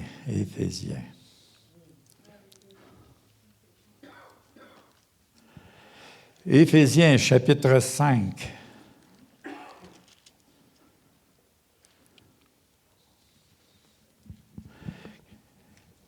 Verset 1. « Devenez donc les imitateurs de Dieu comme des enfants bien-aimés et marchez dans l'amour. » Si on marche dans l'amour, il n'y aura pas de murmure. À l'exemple de Christ. À l'exemple de Christ. Qui nous a aimés et qui s'est livré lui-même pour Dieu, à Dieu, veut dire, pour nous comme une offrande et un sacrifice de bonne odeur. Pourtant, il avait tous les pouvoirs de commander une armée ou quoi que ce soit. Il aurait pu faire ce qu'il veut. Mais il a abandonné tout ce qu'il pouvait être. Pour qui? Pour nous. C'était le sacrifice. Il dit, après ça, le verset 3, ça parle autant à l'Église, ça ne parle pas aux païens ici, là, ça parle à l'Église. Paul s'adressait à l'Église d'Éphèse. Il dit que la débauche, ni aucune impudicité, ni cupidité ne soit même nommée parmi vous, ainsi qu'il convient à des saints. Qu'on n'entende ni paroles grossières, ni propos insensés ou équivoques, choses qui sont contraires à la bienséance, qu'on entende plutôt des actions de grâce. Qu'on entende plutôt des actions de grâce. Et on est appelé, bien-aimés, qu'il ne sorte de votre bouche que des actions de grâce, des louanges. Avec notre langue, on peut tuer, puis on peut donner la vie. On peut semer la mort, même les chrétiens, dans l'Église, peuvent semer la mort avec leur langue. C'est à nous de choisir qu'est-ce qu'on fait. Vous savez, la chose la plus importante, c'est de focusser sur Christ plutôt que de l'Église. L'Église est importante, elle a son rôle principal. Parce que c'est ensemble, parce que celui qui se tient à l'écart cherche ce qui lui plaît, il n'est pas mieux. On a besoin d'être ensemble, une famille ensemble, alors qu'il est doux des frères de demeurer ensemble. C'est comme l'huile qui descend sur l'huile précieuse, pas n'importe quelle huile, là. L'huile précieuse. J'en ai peut-être déjà parlé, je ne sais pas. Mais cette huile précieuse-là, c'est l'huile qu'ils utilisaient pour oindre ceux qui étaient appelés au service dans l'Ancien Testament. On parle de l'huile de l'onction. C'est comme une onction précieuse quand on marche ensemble. Amen. Ça veut dire, moi, j'ai réalisé, OK, Seigneur, tu es en train de me montrer à travers ça, je peux avoir l'onction prophétique, je peux avoir l'onction de guérison, je peux avoir l'onction de prêcher, témoigner, quoi que ce soit. Mais si je ne travaille pas à l'unité du corps de Christ, je n'ai pas cette onction-là précieuse. Et je préférerais mieux avoir l'onction précieuse que toutes les autres onctions. Pourquoi? Parce que c'est celle-là qui est importante. Parce que quand on continue à aller dans le psaume 133, ça dit « c'est là qu'est la vie éternelle » concernant l'onction précieuse de l'ensemble, d'être ensemble, être un. Amen. Je suis en train de vous prêcher un autre message. Là. Bon. OK, je vais arrêter là. Mais ce que je veux que vous retenez le plus, je crois que le Seigneur nous avertit de faire attention à nos paroles. Qu'importe l'Église où que vous pouvez être, faites attention à vos paroles. Faites attention à vos pensées. C'est important, bien-aimés. Je ne suis pas ici pour vous réprimander. Au contraire, je le fais même avec un amour de père, ce que je fais. C'est pour vous avertir qu'il y a des choses qui peuvent arriver en avant de vous dans les jours suivants. Puis il va y avoir toujours une question d'attitude, bien-aimés. Votre attitude va déterminer votre altitude. Pensez à ça. Amen. Donc, le murmure. Faites une étude sur le mot murmure. Puis après ça, allez sur vos réseaux sociaux, puis là, dites, est-ce que je murmure? Ou, mon frère et soeur, murmures-tu? Ah, tu fais face à un choix. T'écoutes-tu le murmure ou tu le flushes? Peut-être. Oh. Même si la personne te rappelle, dis, pourquoi tu m'as flushé? Bien, parce que tu murmures trop. Tu dis la vérité, c'est tout. Ça va peut-être lui parler, puis ça va se repentir, on ne sait pas. Gloire à Dieu. Il ne faut pas avoir peur parfois de dire les vraies choses, tout en faisant attention, il faut le faire avec amour, pour ne pas offenser et blesser non plus. Parce que l'offense, on sait que c'est l'arme secrète de l'ennemi. Il fait tout pour essayer de nous offenser, parce que ça peut être par nos frères et nos sœurs, nos proches. Amen. Gloire à Dieu. J'aime ce silence-là. Je l'aime. OK, mon épouse, si tu veux venir en avant. OK. Tu veux prendre l'autre micro si tu as besoin. Il n'y a qu'à l'ouvrir. OK, premièrement, je voudrais vous partager quelque chose que j'ai eu pendant hier, surtout quand je méditais sur le message. J'ai eu une vision pour vous, pour l'Église. Et c'est une continuité de la vision que je vous ai donnée la dernière fois. Si vous vous rappelez, j'ai parlé d'un phare, que l'Église Fondation était un phare. Mais ce que j'ai vu comme vision, j'ai vu soudainement du ciel tomber sur la terre une grande bâtisse faite sur le long. Je dis, OK, qu'est-ce que c'est ça? Mais cette bâtisse-là était sous le phare. Sous le phare, mais comme souterrain en même temps. Si tu voyais le phare, mais tu ne voyais pas la bâtisse. La bâtisse était comme sous terre. Et le Seigneur me disait, il dit, dis-leur que je veux faire de cette Église un lieu de refuge. Un lieu où mon peuple sera protégé. Et lorsqu'on parle de refuge, automatiquement, c'est venu dans mon esprit. Tu as besoin d'un lieu de refuge quand ça ne va pas bien, le bord. Tu as besoin d'un lieu de refuge s'il y a des catastrophes. Tu as besoin d'un lieu de refuge si le monde sont après t'attaquer, veulent te détruire. Est-ce que vous me suivez? Et je crois que l'Église ici, Fondation, et probablement aussi cette île, vous allez être une Église, un refuge pour plusieurs. Parce que l'ennemi, on sait que la parole de Dieu nous dit que dans les derniers temps, il va redoubler ses coups. Donc, pour moi, ça veut dire qu'on n'a rien vu. Puis on sait comment l'ennemi se déchaîne, puis il va se déchaîner encore plus. De là, il faut être vigilant, il faut travailler à notre salut, pas négliger ce beau salut merveilleux qu'on a. Amen. Donc, ce que je voyais dans cette vision-là, ça venait du ciel. Ça veut dire c'est divin, qu'est-ce qui va se produire. Dieu va vous envoyer. Je crois que Dieu va pourvoir pour que vous ayez un bâtiment qui devienne un refuge. Puis le Seigneur me montrait que vous êtes ici juste pour un temps de transition seulement. Parce qu'il y a un temps, quelque chose va vous appartenir pour continuer l'œuvre de Dieu, pour qu'elle puisse s'expandre. Dieu est merveilleux. Quand ça va se faire, comment ça va se faire, je ne peux pas vous dire. Je ne suis pas divinateur. Non, je vais juste partager ce que j'ai eu comme vision, et je ne pense pas que c'est une vision de pizza. Je n'ai pas fait un rêve de pizza ou quoi que ce soit. Non, je n'ai pas mangé de pizza hier, non? Non, c'est pas ça, non. OK, phew. Non, mais juste prenez quand même, bien-aimés, réfléchissez à cela. Si Dieu vous parle que vous allez être un lieu de refuge, en même temps, pour moi, ça me dit, vous devez vous préparer. Il y a une question de préparation.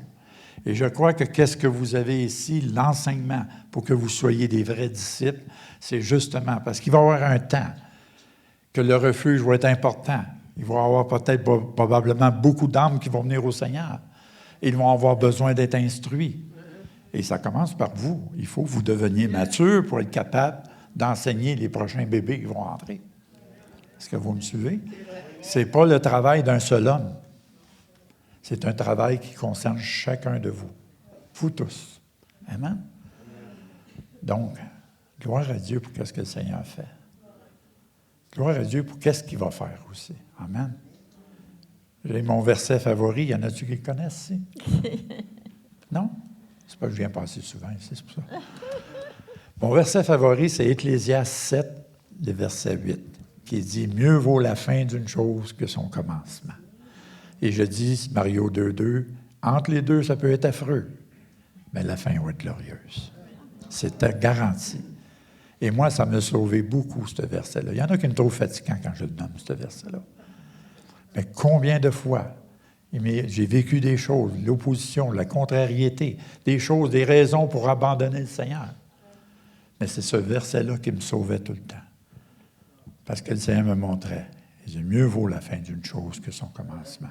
Ça veut dire, continue à persévérer. Puis tant que tu as de l'espérance, tu vas le voir le jour glorieux. Amen. Gloire à Dieu. Merci Seigneur. OK. As-tu quelque chose à rajouter?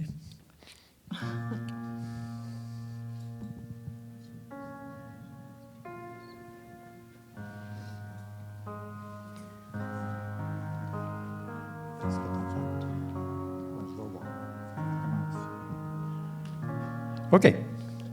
Mon épouse a à cœur de faire une prière pour votre J'ai à Église. cœur, suite à ce que Mario vient de dire et tout ce qui a été dit, c'est tellement important d'aller devant le Seigneur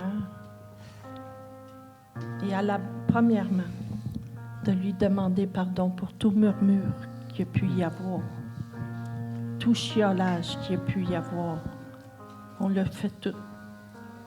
Tout le monde le fait, sans exception.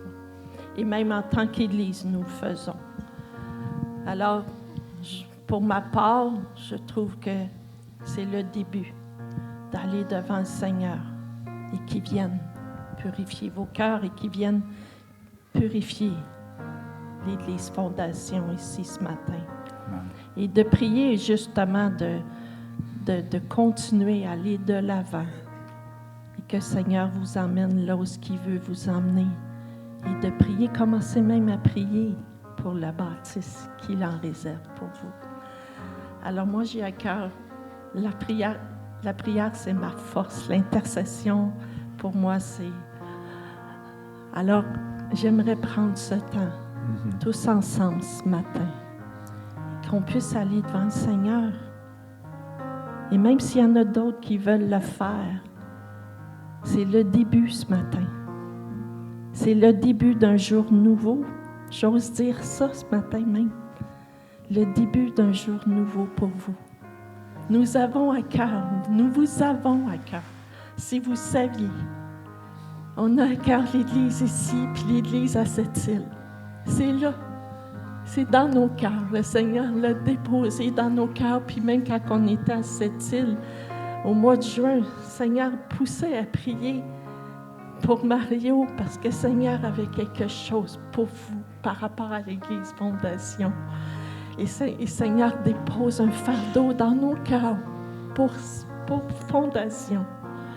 Alors nous voulons ce matin nous prendre ce temps avec vous et se joindre à vous et de prier. De prier ce matin. Qu'est-ce que Dieu a pour vous?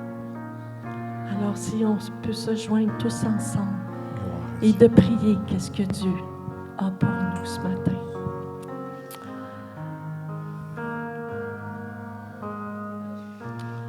Alors, Seigneur Jésus,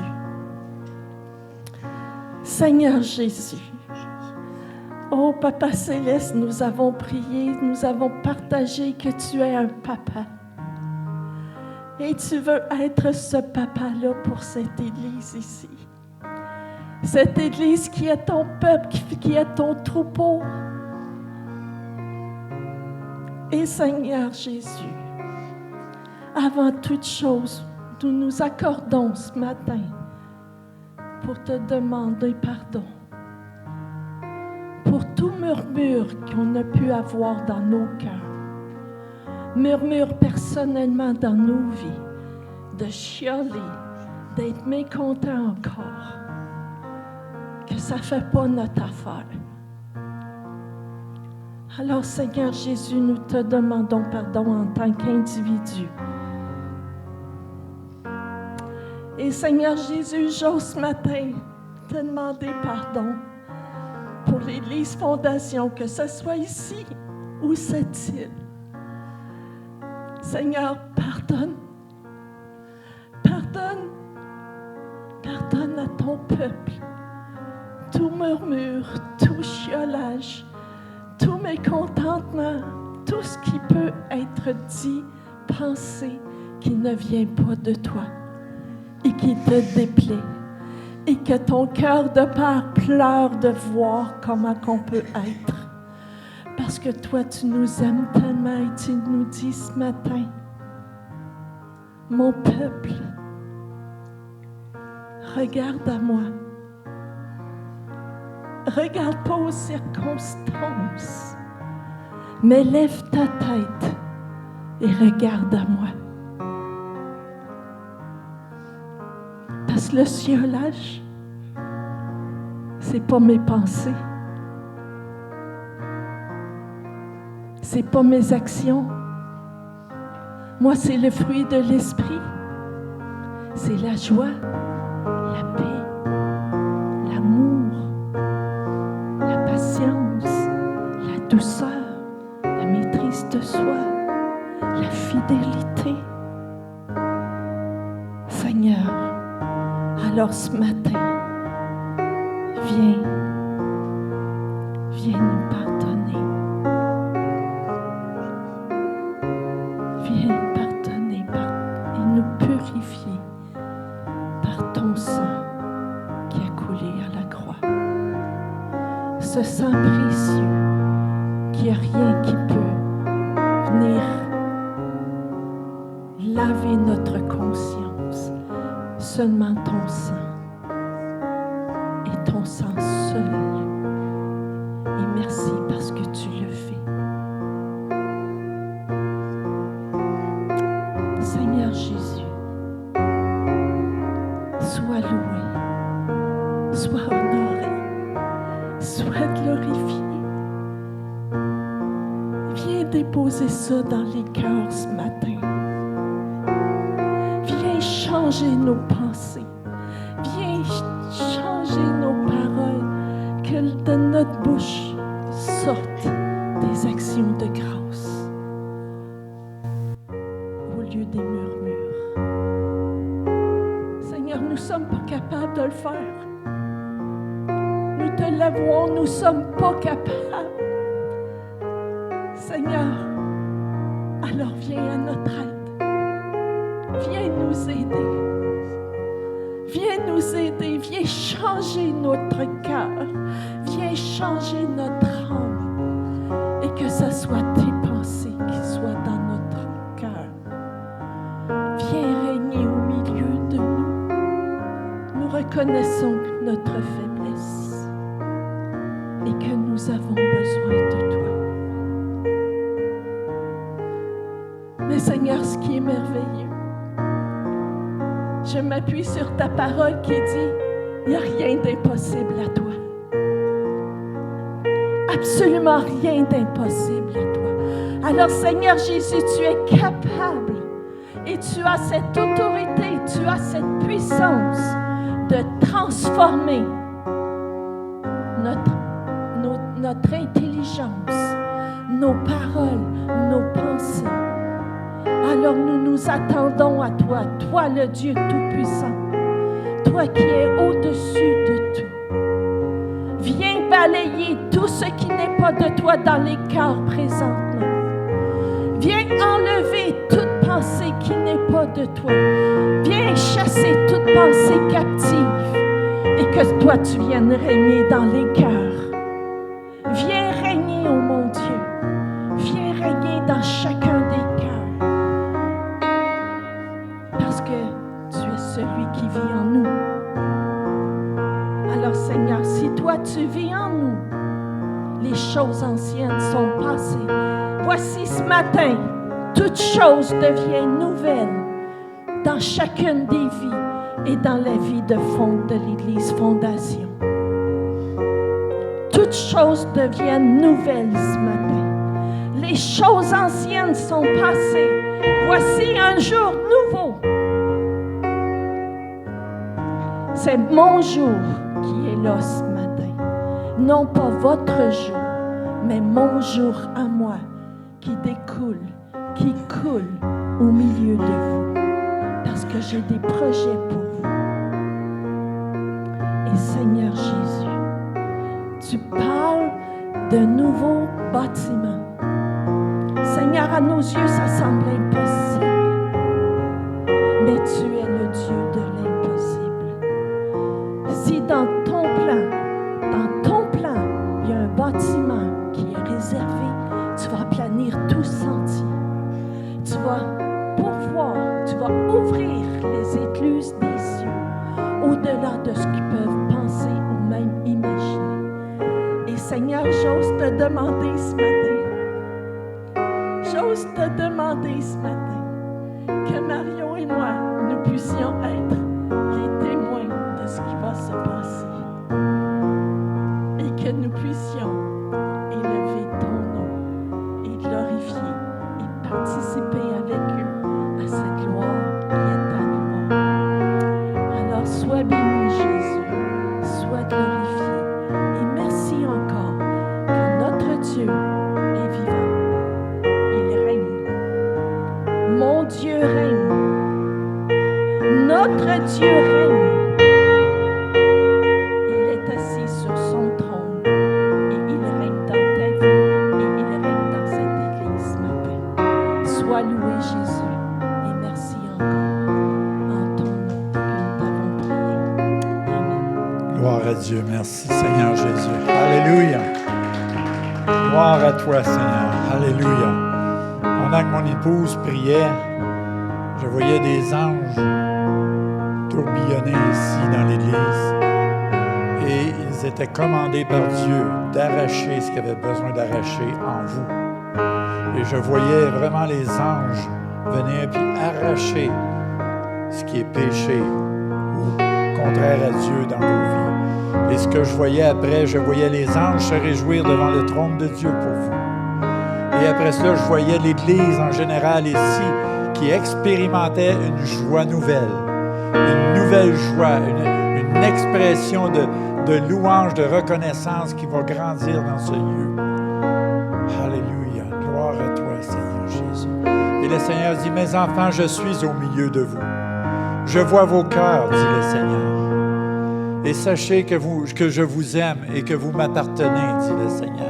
Je ne vous abandonne point, je ne vous délaisse point, dit le Seigneur. Au contraire, je suis à l'œuvre à travers vous, dit le Seigneur. Continuez à me laisser agir à travers vous, et certainement vous verrez ma gloire se produire devant vos yeux, dit le Seigneur. Oui, certainement, je vais transformer d'autres vies. Oui, certainement, je vais visiter vos familles, dit le Seigneur. Alléluia. Gloire à toi, Seigneur Jésus. Car dans ce lieu, j'ai un peuple nombreux qui n'est pas encore là, dit le Seigneur, mais qui viendra, et vous verrez ma gloire se manifester d'une façon que vous n'avez pas encore expérimenté, dit le Seigneur, parce que je vous aime. Je vous aime, mes enfants. Continuez à œuvrer à votre salut, et certainement je vais aplanir votre sentier, dit le Seigneur, parce que je vous aime. Alléluia. Gloire à toi, Seigneur Jésus. Santa Seichi. Curia Santi Santi Rucha Ruchandrea Chanti. Kikunta Kunti. Alléluia. Seigneur, je veux te prier pour ce couple ici. Vous deux, je vous demanderai de vous lever. Alléluia. Oui, vous deux, oui, vous levez. Alléluia. Gloire à toi, Seigneur. Père éternel, je te prie premièrement que tu les bénisses au-delà même de leur espérance. Alléluia. Oh, gloire à toi, Seigneur Jésus.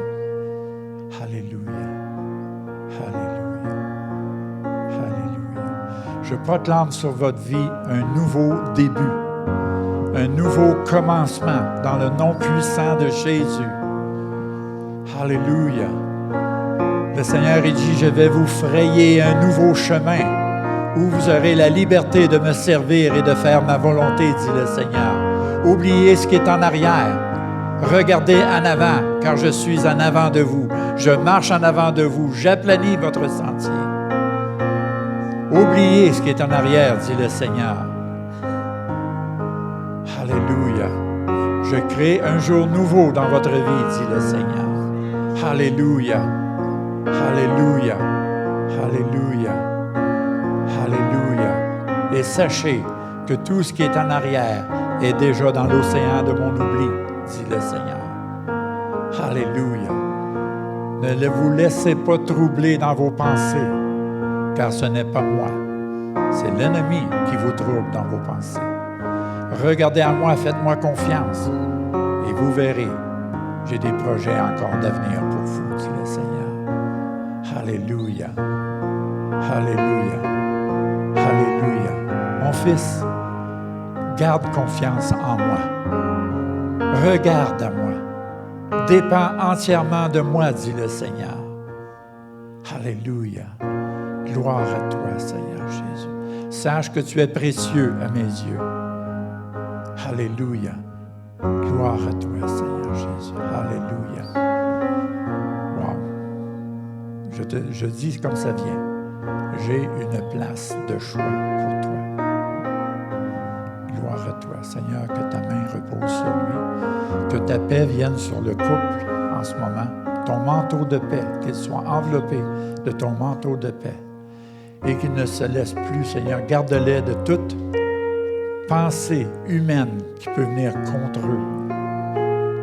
Alléluia. Je vois toutes sortes de pensées humaines qui viennent vers vous, des gens qui viennent vers vous, vous devrez faire ça, tu devrais faire ça, tu devrais croire ça. Le Seigneur, il dit, n'écoute pas ça. Crois à ma parole, crois en moi. Je suis ton Dieu. Alléluia. Seigneur, que ta bénédiction repose sur ce couple, que tu les bénisses même au-delà de leur espérance. Et Ecclésiaste 7-8 va très bien pour vous deux. Mieux vaut la fin d'une chose que son commencement. Seigneur, bénis-les abondamment. Amen. Alors, Seigneur Jésus, viens remplir ce couple de ton Saint-Esprit. Remplis-les, comme dans 2 Timothée 1,7, qui disent pas un esprit de timidité ou de crainte que je t'ai donné, mais au contraire, mon esprit de force, d'amour et de sagesse. Alors, viens les remplir de ton Saint-Esprit de force. La force physique, la force émotionnelle, la force spirituelle. Et de ton Saint-Esprit d'amour pour t'aimer toi et aimer les gens. Et de ton Saint-Esprit de sagesse. Alors, remplis-les, remplis-les, remplis-les. Amen. Alléluia. Gloire à Dieu. Madame, là, vous, levez-vous debout, juste pour qu'on puisse vous distinguer. Père éternel, je te remercie pour cette dame, Seigneur. Premièrement, je te prie, Seigneur, que tu lui fasses connaître une longue et heureuse vieillesse en santé dans le nom puissant de Jésus. Je proclame santé et guérison dans tout son corps, dans tout son être entier, dans le nom puissant de Jésus. Seigneur, je te remercie, Seigneur, pour cette dame, Seigneur. Je te remercie parce que tu vois son cœur, tu connais toutes choses, Seigneur. Rien n'est caché devant toi.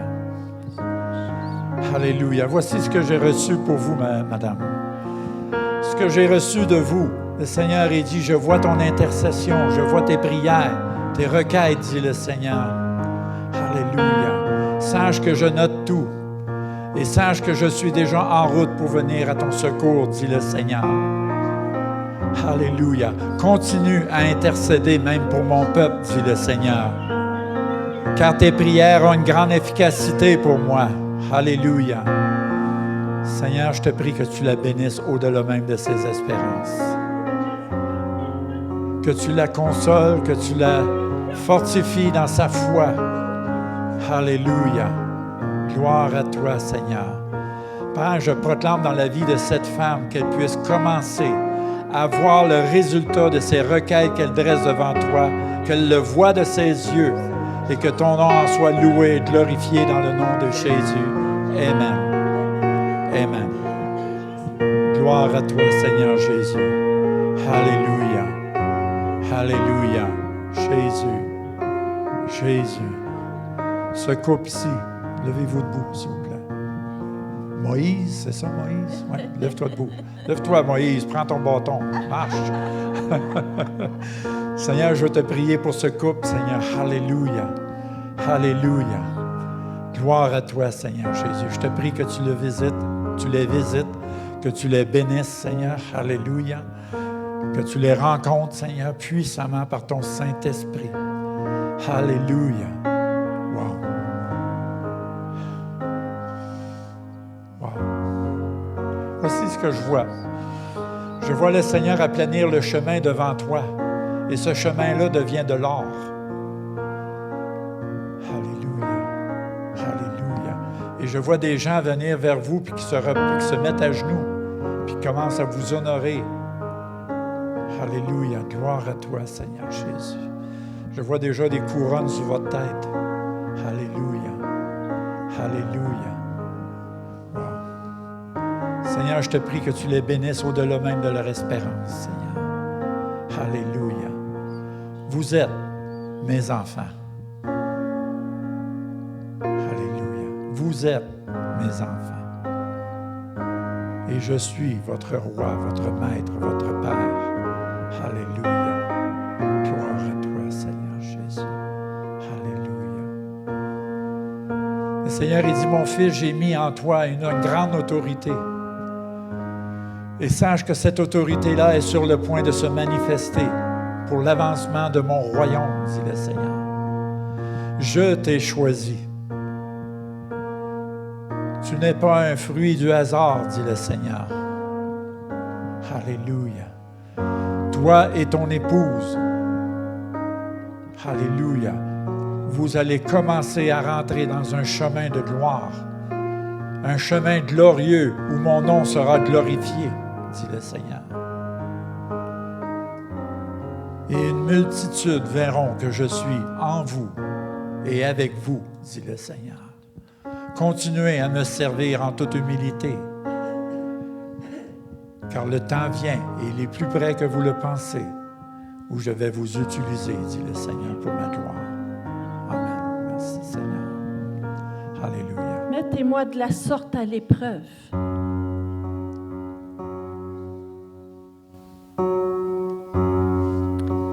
Mettez-moi à l'épreuve, et vous verrez que j'ouvrirai les écluses des cieux. Mais mettez-moi à l'épreuve, sans me toucher au côté financier, mais pas juste le côté financier, dans vos propres vies. Mettez Dieu à l'épreuve, et vous verrez que j'ouvrirai les écluses des cieux pour vous. Le Seigneur le répète, mettez-moi à l'épreuve. Et je vais vous montrer que je vais ouvrir les écluses des cieux pour vous, dit le Seigneur. Amen. Amen. Gloire à Dieu. Mon frère Bertrand, mon bien-aimé frère, alléluia. Le Seigneur, il dit, mon fils, il dit, premièrement, il dit, c'est bien, bon et fidèle serviteur. Sache que je prends plaisir en toi et sache que ma rétribution s'en vient, dit le Seigneur. Cette rétribution que tu attends depuis des années, elle vient bientôt, dit le Seigneur. Sache que j'apprécie tout ce que tu as fait pour moi, dit le Seigneur. Ma bénédiction t'accompagne. Alléluia. Gloire à toi, Seigneur Jésus. Alléluia. Le Seigneur, il dit, je marche avec toi. Et je vois le Seigneur te tenir par le bras, comme ça, par le haut du bras, comme ça. Il dit, je suis avec toi et je t'accompagne jusqu'au bout, dit le Seigneur. Le Seigneur, il dit, mon fils, reprends courage. Ne désespère pas, car ta récompense sera grande, dit le Seigneur. Car j'ai vu tous les sacrifices et l'œuvre que tu as fait pour moi, dit le Seigneur. Alléluia. Sache que je t'aime, mon fils. Que ma paix vienne sur toi et que ton âme se réjouisse en moi, dit le Seigneur. Car des jours glorieux s'en viennent pour toi, dit le Seigneur. Amen. Merci, Seigneur Jésus.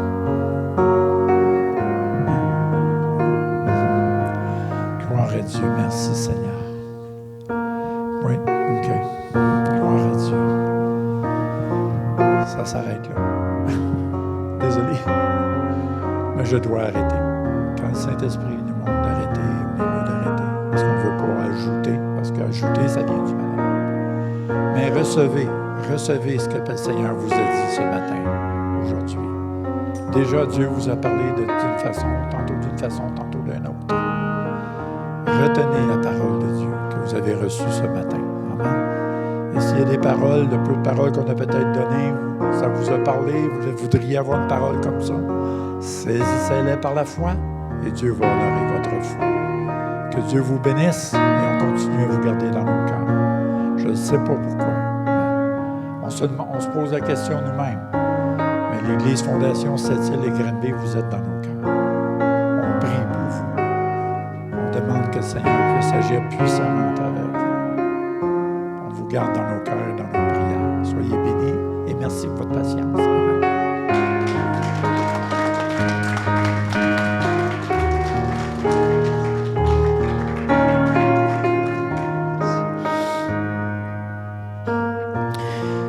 Amen. Pas rajouter là-dessus, mais je voudrais vraiment qu'en tant qu'Église, on puisse bénir Mario et son épouse. Ils viennent nous bénir et puis on bénéficie de la grâce que le Seigneur place sur leur vie. Le Seigneur a des choses particulières qu'il place dans chaque personne. Et on a besoin des uns des autres. On ne voudrait pas qu'on les quitte sans prier pour eux, que le Seigneur fasse ce qu'il en réserve pour leur vie. Et puis, par la suite, vous allez être libre, évidemment, de quitter, mais je sais qu'il y a des gens qui sont venus de loin pour recevoir des guérisons de problèmes physiques et autres. Donc, soyez sans crainte. L'équipe, on va être ici pour prier pour vous. Si vous avez des besoins, ça va nous faire plaisir. Mais pour les autres, si vous devez quitter, soyez pas mal de quitter non plus. Donc, étendez vos cœurs et vos mains vers Mario, sa merveilleuse épouse. Et puis, on va juste rendre grâce au Seigneur pour ce que le Seigneur a pu parler ici ce matin à travers eux. Seigneur, on veut te bénir pour ce couple, pour les années traversées, pour les épreuves traversées. Et Seigneur, ils sont le témoignage vivant de ce passage d'Ecclésiaste. Ce qui compte, c'est pas comment on commence la course, c'est comment on l'achève. Ce qui compte, c'est pas qu'on tombe ou qu'on reste debout, mais c'est comment on se relève, Seigneur. Et je te remercie parce qu'on a ici un couple qui a su se relever et qui le sait encore, Seigneur. Et je te prie que tu puisses vraiment pourvoir dans chaque aspect de leur vie. Qu'ils deviennent, Seigneur Dieu, un couple qui vit dans cette saison où est-ce que tu récompenses les années de semence, où est-ce que tu donnes la reconnaissance nécessaire, où est-ce qu'elle n'a pas été. Je sais qu'ils ne la recherchent pas, Seigneur, mais que l'honneur qui revienne leur revienne, Seigneur. Que tu puisses aplanir les sentiers devant eux et que peu importe où ils vont aller, peu importe les foules qui sont là, Seigneur, que tu accroisses l'effet de leurs paroles et de leur ministère. Qu'il y ait un écho prophétique qui se fasse dans le monde spirituel, que peu importe à combien de personnes ils vont parler, que leur voix fasse écho dans les villes, dans les régions, dans les familles, Seigneur Dieu, et que vraiment des églises en entier puissent être changées, Seigneur, par leur passage. Que tu puisses redresser, corriger, encourager, Seigneur Dieu, dans ton amour, mais que tu permettes aux portes de s'ouvrir devant eux, pour que ton Église puisse bénéficier de ce que tu as peaufiné à travers eux depuis tant d'années, Seigneur. Prépare ton Église à avoir une oreille et un cœur qui est ouvert à recevoir ce que tu as à travers eux, Seigneur. Et augmente, Père, tout ce que tu as pu faire dans leur vie jusqu'à présent. Toute la profondeur des dons qui ont pu opérer, Seigneur. Je te prie d'amener une saison devant eux où tu vas les surprendre à nouveau. Où est-ce qu'ils vont aller dans des nouvelles profondeurs? Où est-ce qu'ils vont donner peut-être les mêmes paroles qu'ils ont données dans le passé, Seigneur Dieu, mais avec un cœur en eux, Seigneur. Un cœur qui bat au même rythme que le tien. Un cœur qui ne se laissera jamais décourager par les circonstances ténébreuses qui sont devant nous, mais qui vont être une voie d'encouragement pour fortifier ton Église en chaque saison, Seigneur. Je prie de garder ta main de protection sur eux, de les préserver de toute flèche de l'ennemi, de toute parole négative pour tenter de leur faire perdre du temps, les stopper, les condamner, Seigneur. Que leur cœur soit scellé et que tu guides chacun de leurs pas, Seigneur, dans les œuvres que tu as préparées d'avance pour eux. Au nom de Jésus. Amen. Amen. Bien, que le Seigneur vous bénisse chacun d'entre vous. Si vous ne l'êtes pas déjà, je ne sais pas que ça prenne plus, mais en tout cas, le Seigneur veut vous bénir. Donc, passez une belle journée, une belle semaine. Saluez-vous chaleureusement. Et puis, si vous voulez recevoir de la prière pour des besoins spécifiques, eh bien, vous allez être les bienvenus. Faites juste vous avancer, puis on va prendre le temps de prier pour vous. Prenez le temps aussi de saluer nos invités et puis de leur ouvrir votre cœur si vous avez été bénis. Si on ne reconnaît pas l'homme, on reconnaît l'obéissance des hommes et des femmes. C'est ça qui est important. Le Seigneur a des choses extraordinaires pour chacun de nous. Il y a beaucoup d'appelés, mais il y a peu d'élus. Pas parce que Dieu choisit, parce que peu veulent répondre à l'appel, puis peu sont prêts à payer le prix. Amen. Que Dieu vous bénisse.